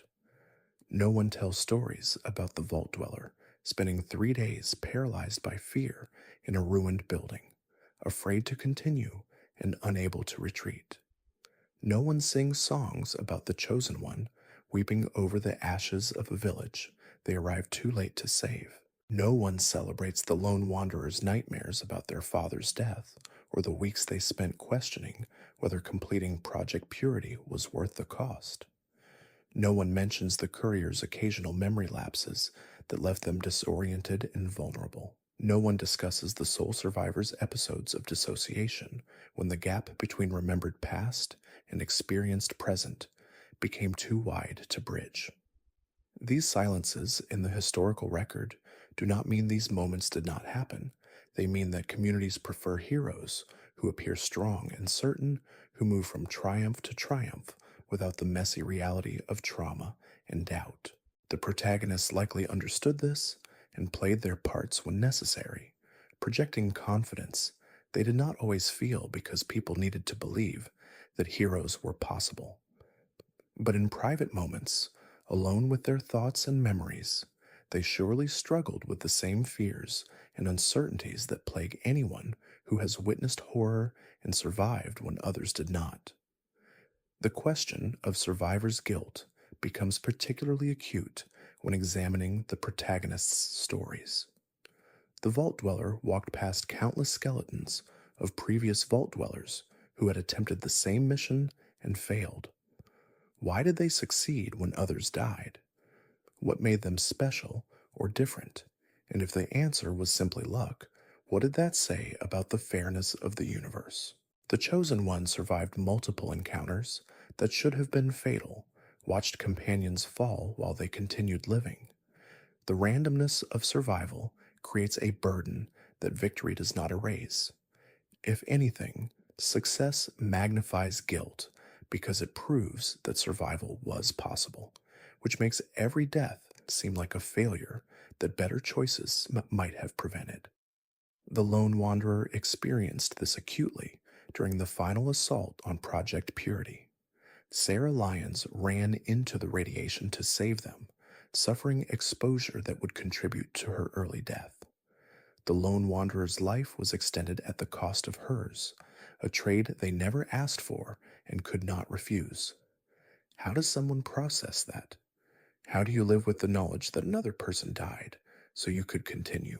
The wasteland offers no therapists, no support groups, no professional help for processing trauma.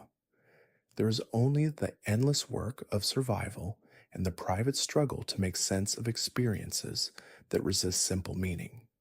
The Courier's situation differed, but created similar emotional complexity. Benny's betrayal meant someone had deemed them important enough to kill, had seen them as a threat or obstacle worth eliminating. But the Courier had no memory of what made them dangerous, no understanding of what Benny feared. They rebuilt themselves from amnesia into someone capable of shaping the Mojave's future. But was that person continuous with who they had been before? The philosophical question of personal identity becomes urgent when memory fails, when the thread connecting past and present frays to the point of breaking.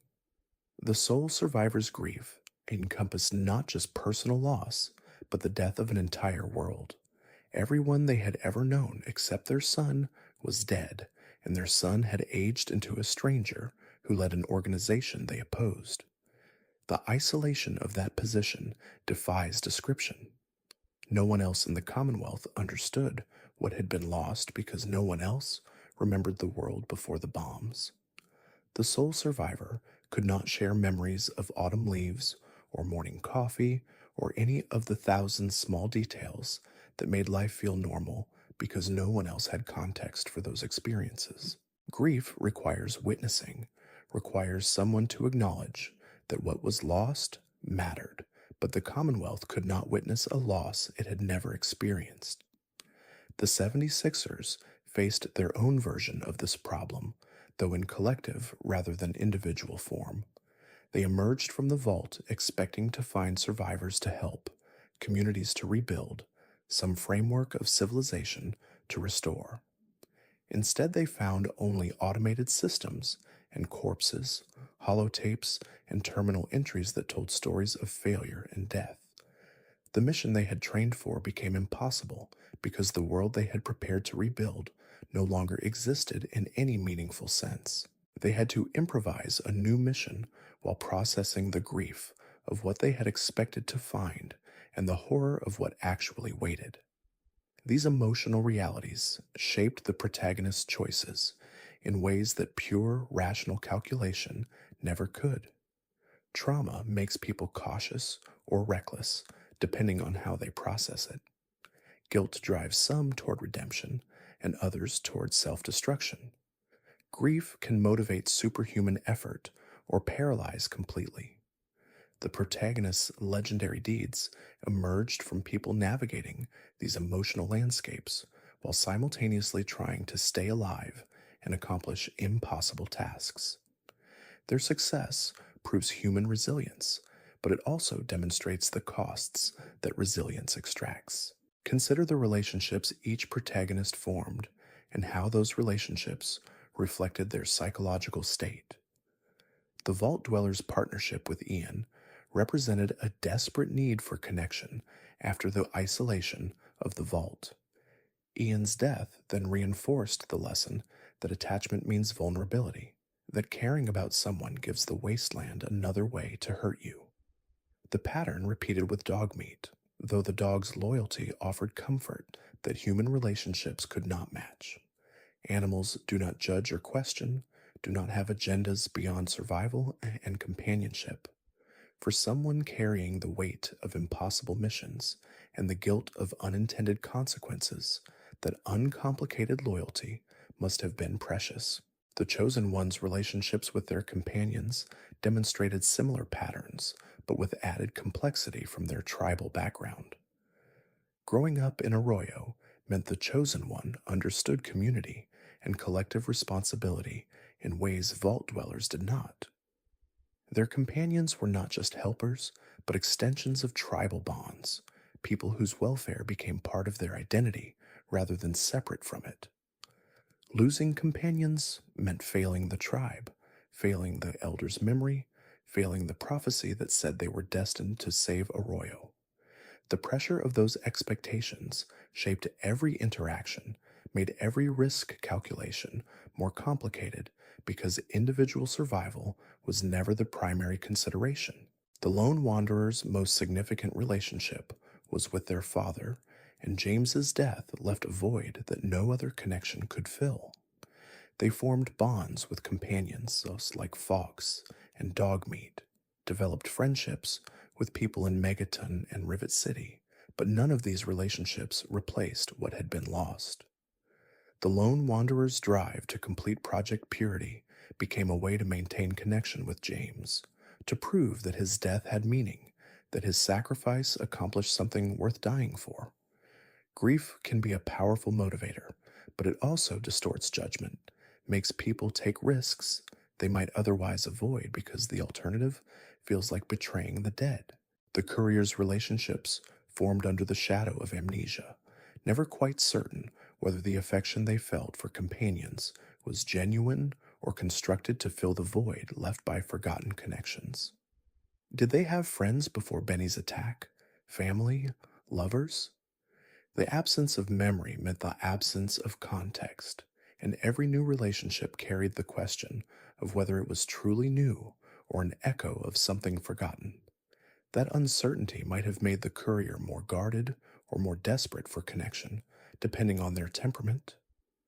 The Mojave provided companions who accepted them without demanding access to a past they could not share, which was perhaps the best gift the wasteland could offer. The sole survivors' relationships carried the most complicated emotional freight because they remembered genuine, deep connections from before the war. They had been married, had raised a child through infancy, had built a life with another person. Every relationship formed in the Commonwealth existed in comparison to that lost intimacy, never quite measuring up because nothing could replace what the bombs had taken. The few companions who came close to understanding, people like Nick Valentine who existed between categories, or Hancock who had consciously rejected his pre-Ghoul life, offered glimpses of the kind of bond the sole survivor needed. But the fundamental isolation remained, a gulf created by 200 years that no amount of shared experience could completely bridge. The 76ers developed relationships among themselves, bonds forged in the shared struggle to survive Appalachia's dangers. These connections formed quickly under pressure, but carried their own complications. Cooperation was necessary for survival, which meant personal conflicts had to be suppressed or managed rather than fully addressed. The group dynamics required constant negotiation between individual needs and collective welfare, between personal grief and mission requirements, between the desire to help everyone and the reality that resources limited who could be saved. These tensions existed in every wasteland community, but the 76ers experienced them with special intensity because their vault training had prepared them for cooperation while Appalachia taught them the limits of that preparation. The protagonist's relationships with authority figures reveal another dimension of their psychological landscapes. The vault dweller's relationship with the overseer began as unquestioning obedience and ended in exile, a transformation that must have been profoundly disorienting.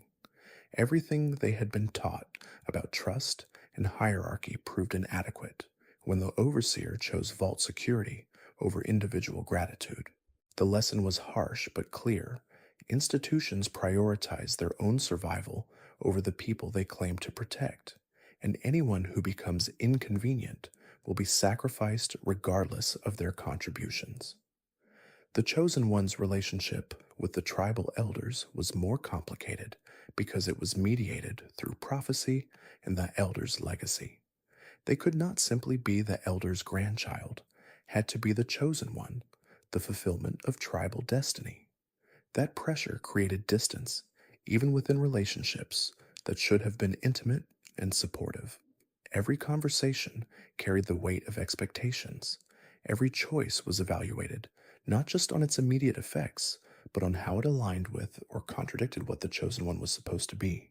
The freedom to simply exist as a person without the burden of cosmic significance was a luxury the chosen one never had.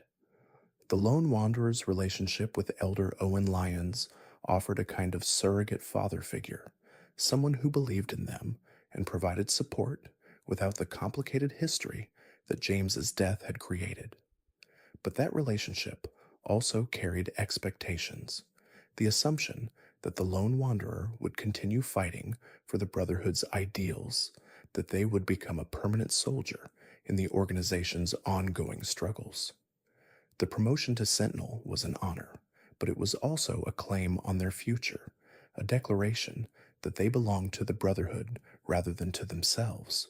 The Courier's relationship with authority was perhaps the most flexible because amnesia meant they had no ingrained habits of obedience or rebellion.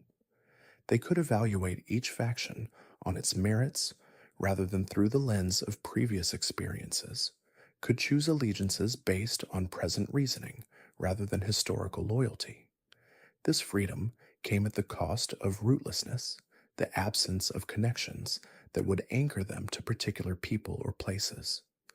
The Courier could walk away from the Mojave because nothing bound them there, except choices they had made after Benny's attack, and choices made without memory carry less weight than those made with full context. The sole survivor's relationship with authority was complicated by their pre-war experience with functional government and institutions that generally worked as intended. The Commonwealth's factions, with their competing ideologies and willingness to sacrifice innocence for abstract goals, must have seemed like pale shadows of what government was supposed to be. The Institute's autocratic structure, the Brotherhood's military hierarchy, the Railroad's secretive cells, none of these resembled the democratic institutions the sole survivor remembered. That gap between expectation and reality created constant friction, a sense that all available choices were worse than they should be because the world had fallen so far from what it once was. The protagonist's relationships with violence reveal yet another layer of psychological complexity. The Vault Dweller killed their first person within days of leaving the vault, probably a raider or hostile scavenger who left them no choice. That first kill is transformative in ways that subsequent violence never quite matches. It proves that you are capable of taking human life, that the abstract moral prohibition against killing can be overcome when survival demands it. Some people break when crossing that line. Others discover a capacity for violence that frightens them. The Vault Dweller apparently adapted, becoming efficient enough with weapons to challenge the Master's army. But what did that adaptation cost them internally? The Chosen One grew up in a tribal culture where combat was part of coming of age, where hunting and defending the village were normal expectations. Their relationship with violence was probably more pragmatic from the start, less troubled by moral agonizing because they had been raised to see certain kinds of killing as necessary and even honorable. But the scale of violence required to defeat the Enclave must have been shocking, even for someone culturally prepared for combat. There is a difference between defending your village from raiders and assaulting an oil rig full of soldiers, between individual fights and military campaigns. The Chosen One crossed that line and presumably carried the weight of all those deaths forward into whatever life they built afterward. The lone wanderer's relationship with violence was shaped by their father's pacifism and the Brotherhood's militarism, two contradictory influences that created internal tension. James had devoted his life to giving people clean water, to creating rather than destroying. The Brotherhood believed in using superior firepower to eliminate threats and establish order. The lone wanderer had to navigate between these philosophies, choosing when violence was justified and when it betrayed their father's memory. The assault on Adams Air Force Base required lethal force on a massive scale, and reconciling that necessity with James's values must have been difficult. The courier's amnesia meant they could not know how they felt about violence before Benny's attack. Did they have moral reservations that the head injury erased, or had they always been comfortable with lethal force, making their post-recovery efficiency with weapons a continuation rather than a change? The uncertainty created space for different interpretations, different ways of understanding their own actions. Some couriers might have embraced violence as a tool for reshaping the Mojave. Others might have used it reluctantly, always aware that peaceful solutions were preferable but rarely available. The freedom to define themselves meant the freedom to choose what kind of person they wanted to be, but it also meant lacking the moral framework that memory and upbringing usually provide. The sole survivor's relationship with violence was complicated by military service before the war. They had combat training and experience, knew how to use weapons, and had probably killed before in service to their country. But pre-war combat, even during the Anchorage conflict, existed within frameworks of law and military discipline. The Commonwealth's violence was rawer, less structured, more about immediate survival than strategic objectives. The sole survivor had to unlearn some of what military training taught and relearn how to fight in conditions where rules of engagement meant nothing, and mercy was often fatal. The 76ers' relationship with violence evolved collectively as they encountered Appalachia's threats. Some had probably never killed before leaving the vault. Others adapted quickly to necessity. The variation within the group meant different people processed combat differently, some becoming comfortable with violence, while others never quite reconciled it with their values. The collective nature of their mission meant these differences had to be accommodated rather than resolved, creating ongoing tension between those who saw violence as regrettable necessity and those who embraced it as effective problem solving. These varying relationships with violence shaped how the protagonists processed their victories. The Vault Dwellers' defeat of the Master involved both combat and philosophical confrontation, violence and argumentation working together to end unity. The Chosen One's destruction of the Enclave oil rig was primarily military, a campaign that ended with explosions and mass death. The Lone Wanderer's activation of Project Purity mixed violence with sacrifice, Sarah Lyons nearly dying to save them. The Courier's choices at Hoover Dam determined whether violence would be minimized through diplomacy or maximized through military confrontation. The sole survivor's decision about the Institute meant either fighting their way out or fighting their way in, violence inevitable regardless of which faction they supported.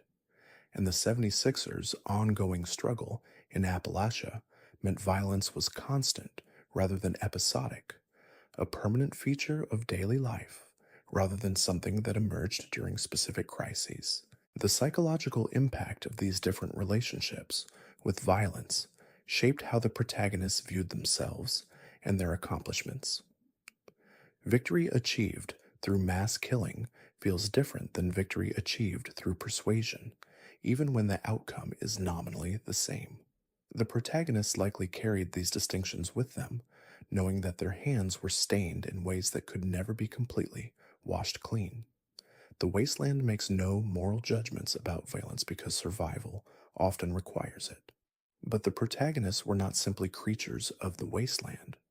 They carried values and beliefs imported from more sheltered environments, vaults, and tribal villages and pre-war civilization.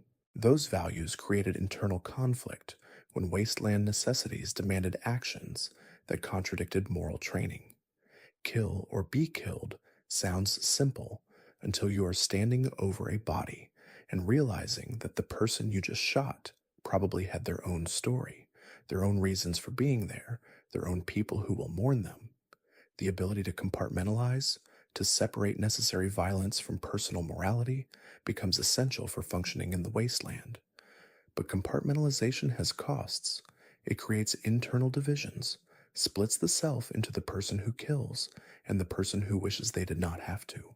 The protagonists likely struggled with these divisions, finding ways to justify their actions without completely suppressing the part of themselves that recognized how far they had moved from whatever innocence they once possessed. Some probably succeeded better than others at this internal balancing act. Some probably failed and learned to live with the failure, and some probably never quite reconciled who they were with what they had done, carrying that unresolved tension until death finally relieved them of the burden. The physical toll of their journeys deserves consideration alongside the psychological impact. The Vault Dwellers spent months walking across California, fighting mutants, sleeping in ruins, and eating questionable food and drinking irradiated water. That kind of sustained hardship damages the body in ways that never fully heal. Radiation exposure accumulates, creating long term health problems that might not manifest until years later. Combat injuries leave scars and chronic pain. Malnutrition during formative periods affects development. The Vault Dweller probably suffered from all of these issues, their body gradually breaking down under the accumulated stress of wasteland survival. The Chosen One endured similar physical hardships, but with the added strain of fulfilling a prophecy that demanded constant movement and escalating confrontations. They probably sustained injuries that healed poorly, developed infections from contaminated wounds, suffered from radiation sickness, and generally accumulated damage that shortened their lifespan compared to what it might have been with better conditions. The tribal medicine available in Arroyo was sophisticated in its own way, but it could not match pre-war medical technology or address some of the exotic dangers the wasteland presented. The lone wanderer's exposure to radiation during the Project Purity activation would have had long-term consequences, even though Sarah Lyons saved them. Radiation damage is cumulative and often manifests as cancer or organ failure years after the initial exposure. The lone wanderer might have won the war against the Enclave, only to lose a slower war against their own poisoned cells. Brotherhood medicine might have extended their life, but probably not to the normal span they would have enjoyed without that final sacrifice. The Courier's head injury from Benny's attack created ongoing problems beyond simple amnesia. Traumatic brain injuries cause headaches, balance issues, difficulty concentrating, mood changes, and various other symptoms that persist long after the initial trauma. The Courier probably dealt with these issues throughout their time in the Mojave, functioning through discomfort that would have disabled someone with less determination. The victory at Hoover Dam did not erase these problems, and they likely worsened with age, the original injury creating vulnerabilities that time exploited. The sole survivor's 2-century stasis protected them from some forms of damage while creating others. Their body did not age during the freeze, but the thawing process and sudden reactivation after such extended suspension probably caused problems that wasteland medicine could not address. Cellular damage from ice crystal formation, neurological issues from suspended brain function, who knows what long-term effects the cryogenic process created. The sole survivor might have looked healthy but carried hidden vulnerabilities that shortened their post-thaw lifespan. The 76ers faced continuous physical stress rather than single traumatic events. The constant fighting, the exposure to Appalachian diseases and toxins, the inadequate nutrition and shelter, all of these factors ground down their bodies through attrition. Some probably died young from accumulated damage. Others survived but with chronic conditions that made later life painful and difficult. The vault had prepared them physically for the mission, but preparation only goes so far when reality involves years of sustained hardship. These physical realities shaped what was possible for the protagonists after their major victories. Retirement to peaceful settlement life might have been what they wanted, but chronic pain, disability, and declining health limit options. The Vault Dweller might have wanted to be more involved in Arroyo's development, but lacked the energy as their body failed. The Chosen One might have intended to guide the merged community of Arroyo and Vault 13, but found leadership exhausting when every day brought new symptoms of radiation damage. The Lone Wanderer might have wanted to continue working with the Brotherhood, but discovered that their body could no longer handle combat operations. The Courier might have planned to shape the Mojave's future, but struggled with cognitive decline from their head injury, finding it increasingly difficult to make the kind of complex decisions that had once come naturally. The sole survivor might have wanted to build a new life in the Commonwealth, but constantly confronted reminders that their body belonged to a dead world, that 2 centuries of stasis had created incompatibilities with the present that could never be fully resolved, and the 76ers who survived long enough to see Appalachia stabilize might have been too damaged by that struggle to fully enjoy the peace they had created. The wasteland is not kind to aging bodies, and heroes age faster than most due to the extraordinary stress they endure. The same determination that allowed them to accomplish impossible feats when young became a liability when their bodies could no longer support that level of effort. The tragedy is not that they died. Everyone dies eventually, but that they probably died younger and more painfully than they should have, their bodies worn out by the very missions that made them legendary. This is another cost that legends do not record, another price paid in private, where no one witnesses or honors it. The question of what drove these people forward despite all these costs, despite the physical damage and psychological trauma and social isolation, reveals something fundamental about human nature under extreme conditions. They could have stopped at numerous points, could have declared victory and walked away, could have chosen personal survival over continued struggle. The Vault Dweller could have stayed in Shady Sands after rescuing Tandy. The Chosen One could have returned to Arroyo with the GEC key without confronting the Enclave. The Lone Wanderer could have let the Brotherhood handle the Enclave after James's death. The Courier could have taken Mr. House's payment and disappeared rather than participating in the battle for Hoover Dam.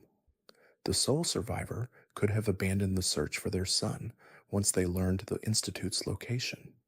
The 76ers could have sealed themselves back in Vault 76 when they discovered Appalachia's dangers.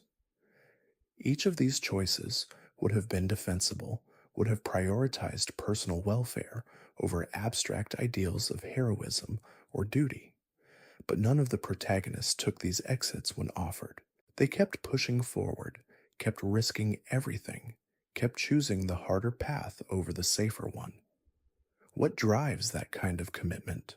Part of it is surely situational, the sense that no one else will act if you do not, that stepping back means abandoning people who depend on you. Part is probably psychological, the need to give suffering meaning by accomplishing something that justifies the cost. Part might be simply momentum, the difficulty of stopping once you have invested so much effort and sacrifice. And part is likely something harder to define, a core of determination that refuses to accept defeat even when defeat would be understandable. These protagonists possess that quality in abundance, and it both saved them and destroyed them, giving them the strength to change the wasteland while denying them the peace they probably craved. The legacy each protagonist left behind extends beyond their individual accomplishments into the cultural transformation they enabled. The Vault Dweller proved that Vault inhabitants could survive outside their sealed environments, that the surface was not instantly lethal, that adaptation was possible. This knowledge rippled through the Vault network, inspiring others to explore and eventually leading to the opening of many vaults that might otherwise have remained sealed indefinitely. Every community that benefited from contact with Vault technology or Vault Dwellers owed something to that first person who walked through the door and came back alive with stories of what existed beyond. The Chosen One's defeat of the Enclave preserved genetic diversity, that the organization's purification plan would have eliminated. Every mutant who lived, every ghoul who survived, every person with radiation damaged DNA who continued existing did so because the Chosen One prevented continental genocide. The scope of that salvation defies measurement. How many potential lives were saved? How many future generations owe their existence to one person's refusal to let the Enclave succeed? The numbers are incalculable, but the debt is real even if it can never be fully acknowledged. The Lone Wanderer's activation of Project Purity transformed the capital wasteland's ecology in ways that will continue unfolding for generations. Clean water means better health, which means longer lifespans and healthier children. It means more successful crops, which means better nutrition and more stable food supplies.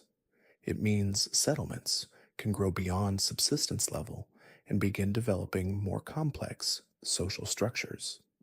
The differences might take decades to fully manifest, but they stem directly from the choice to activate the purifier and the willingness to enter that radiation-flooded chamber. The Courier's influence on the Mojave's political structure shaped whether the region would develop toward democracy, autocracy, independence, or absorption into a larger empire. Each of these paths creates different opportunities and challenges for the people living there. NCR annexation brings law and order, but also taxes and bureaucracy. Legion conquest imposes brutal stability, but eliminates freedom. House's vision promises technological advancement, but concentrates power in one immortal individual. Independence offers autonomy, but provides no guarantee of good governance. The Courier's choice determined which of these futures the Mojave would pursue, and that choice reverberates through every aspect of life in the region. The Soleil survivor's decision about the Institute determined whether synthetic humans would be recognized as people deserving rights or dismissed as property to be controlled. It shaped whether the Commonwealth would have access to advanced technology or would have to rebuild from pre-war ruins. It influenced whether the Brotherhood's technological hoarding or the Minutemen's communal protection would guide regional development. These were not small questions, and the answers the sole survivor provided by their choices created frameworks that would structure Commonwealth society for decades. The 76ers' reclamation of Appalachia established precedents for how future vault dwellers might approach similar missions. They demonstrated that cooperation could overcome challenges that would defeat individuals, that sharing resources and knowledge made survival more likely, that communities could be rebuilt even in the most hostile environments. The wasteland remembers them not as singular heroes, but as proof that collective action matters, that people working together can accomplish what isolated individuals cannot. The nature of memory in the wasteland deserves deeper consideration, examining how stories transform through telling and how truth becomes inseparable from legend over time. The Vault Dweller's exile gets remembered differently depending on who tells it and for what purpose. Some versions emphasize the overseer's cruelty, painting the expulsion as pure betrayal of someone who had saved the vault.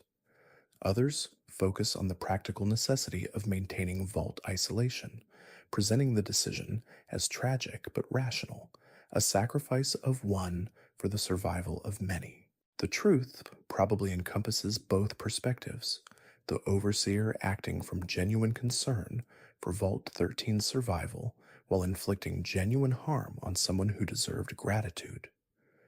But nuance fades from stories as they pass through generations, leaving simplified narratives that serve current needs rather than capturing historical complexity. Arroyo's foundation myths demonstrate this transformation with particular clarity. The tribal descendants of the Vault Dweller tell stories that emphasize spiritual elements, the elder's wisdom, and deep connection to the land and its rhythms. These stories serve tribal identity and values, shaping how Arroyo's people understand themselves and their place in the recovering world. But other communities tell different stories about the same events, emphasizing different details and drawing vastly different lessons. The hub merchants remember the vault dweller primarily as someone who facilitated trade and protected caravan routes, making commerce possible in dangerous territories. The Brotherhood of Steel recalls their assistance in combating super mutants and preserving technology from destruction. Each community selects the aspects of the story that matter most to their own interests and identity, and over time, these selected fragments become the entirety of what is remembered. The Chosen One's story underwent similar transformation even before they vanished from historical records. The tribal prophecy that guided their quest was itself a constructed narrative, the elders' experiences reinterpreted through spiritual framework and cultural values specific to Arroyo.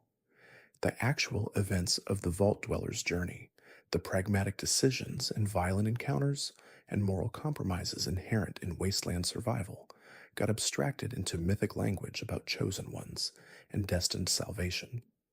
This transformation served important purposes, giving Arroyo hope during difficult times and providing cultural continuity across generations separated by decades of change. But it also created pressure on the chosen one to fulfill expectations based on legend rather than reality, to be the person prophecy described rather than the person they actually were. The speed at which collective memory transforms individual experience is remarkable throughout the wasteland. Within a single generation, living memories become stories told by elders to children who never experienced the events themselves. Within 2 generations, those stories become traditions that might as well be ancient for all the direct connection people have to them. Within 3 generations, the details blur completely and only the broadest outlines remain, names and dates lost while general narratives persist. This rapid forgetting is partly a function of limited literacy and institutional record keeping in wasteland communities. Without written histories and archival systems, knowledge depends on oral transmission, and oral transmission always changes what it carries, reshaping stories to fit the needs of each new audience. But the forgetting also serves as deep psychological purposes that go beyond simple information loss. Communities that experienced tremendous trauma need to process and move beyond it to function effectively. The early years after the Great War must have been horrific beyond easy comprehension, survivors watching loved ones die from radiation sickness and starvation, witnessing the complete collapse of every system that sustained civilization, struggling to maintain humanity while living in conditions that barely permitted survival. Those who lived through it carried scars that shaped everything they did, trauma that influenced every decision and relationship. But their children and grandchildren needed to live in the world as it existed rather than the world that had been lost. Forgetting the specific details of catastrophe allowed new generations to adapt to wasteland conditions without being paralyzed by grief for a world they never knew. The protagonists existed in the uncomfortable space between these generations, close enough to the old world or old traumas to remember them clearly, but living in conditions that demanded adaptation rather than preservation. The Vault Dweller carried memories of vault life, with its safety and sterility and strict order. Those memories informed their approach to founding Arroyo, creating something different from the vault, but influenced by its organizational principles and values. The Chosen One grew up with the Elders' stories, but had to apply them in a wasteland that had continued changing, where the NCR and Enclave represented new challenges that the Elders' experience did not fully address. The lone wanderer's relationships with their father's memory demonstrates how complicated inheritance can be when it involves unfinished work and unrealized dreams. James left behind Project Purity as a physical monument to his ideals and dedication, but he also left behind the burden of his death and the weight of expectation that his child would complete what he started. The lone wanderer could honor that legacy by activating the purifier, fulfilling their father's vision and giving the capital wasteland what he had died trying to provide. But they could never escape the weight of living in their father's shadow, never quite knowing if their choices were genuinely their own or simply fulfilling someone else's vision for what the world should become. The Courier's amnesia created a fundamentally different relationship with personal history, one where the past was inaccessible rather than overwhelming. This allowed for radical reinvention, the freedom to construct identity without being constrained by who they had been before Benny's attack. But it also created profound uncertainty about continuity and selfhood. Were they the same person they had been before those bullets tore through their brain? Or had the trauma created someone fundamentally new who simply inherited the old self's body and basic skills? The question had no clear answer, and the Courier had to live with that ambiguity, constructing meaning from fragments and gaps rather than whole cloth. The sole survivor's temporal displacement created the most extreme version of disconnection from past and memory. They carried direct, personal memories of the pre-war world, remembered details of daily life that no one else in the Commonwealth could validate or share. But those memories belonged to a reality that no longer existed anywhere except in their mind. The Commonwealth could not validate their experiences because no one else remembered what had been lost. This created a peculiar and profound form of isolation, being surrounded by people while remaining fundamentally alone in the knowledge of what the world had been. The sole survivor's grief encompassed not just personal losses, but the death of an entire civilization, and that grief had no endpoint because the world would never return to what it was. The physical spaces of the wasteland carry their own memories, ruins that tell stories to those who know how to read the layers of history written in architecture and decay. The vault dweller walked through Bakersfield and saw Necropolis, a ghoul city built in the ruins of failed vault experiment. But the city also contained traces of what Bakersfield had been before the war, street signs and building foundations, and the basic geography that nuclear fire could not completely erase. These layers of history, pre-war city, and failed vault and ghoul settlement existed simultaneously in the same physical space. Understanding Necropolis required seeing all three layers and comprehending how they related to each other. The Chosen One's journey through California revealed how dramatically regions transform over relatively short periods of wasteland time. Settlements had grown or been destroyed entirely. The NCR had expanded, bringing new order but also creating new conflicts. Technology had been rediscovered and lost again in cycles of recovery and regression. The wasteland was not static, but continuously transforming, and each protagonist experienced a different version of the same general region. The California of the Vault Dweller's time resembled the California of the Chosen One's time, only in the broadest geographical sense. Specific details, the people and communities, and power structures had shifted dramatically in the intervening decades. The capital wasteland's ruins carried particularly dense historical layers because of Washington, D.C.'s significance before the war.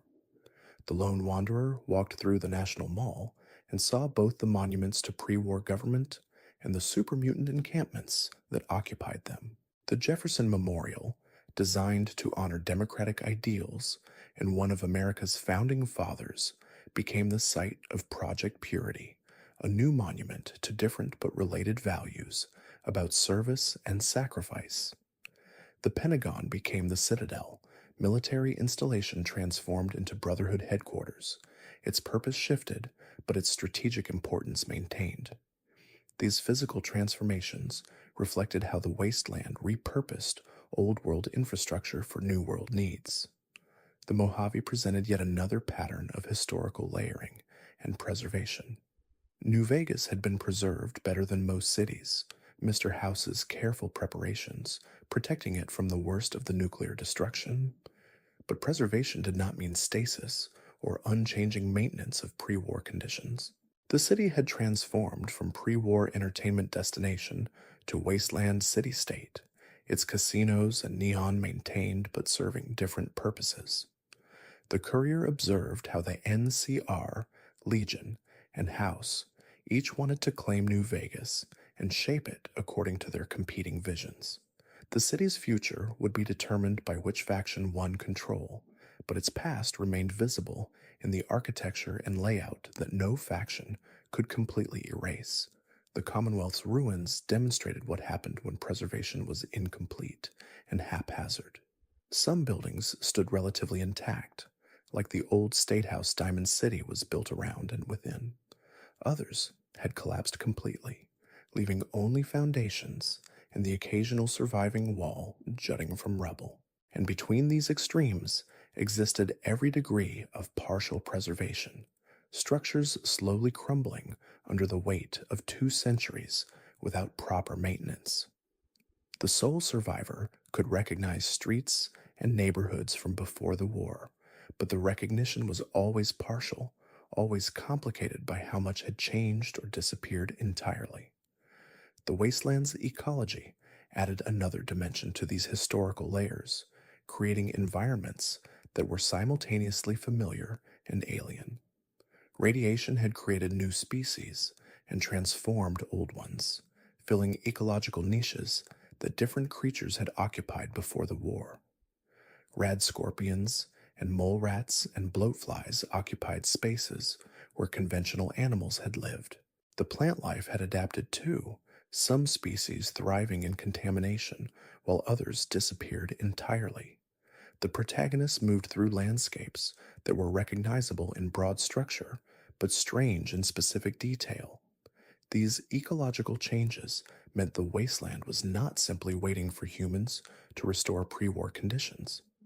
It had become something new, an environment adapted to high radiation and fundamentally different climate patterns than what had existed before.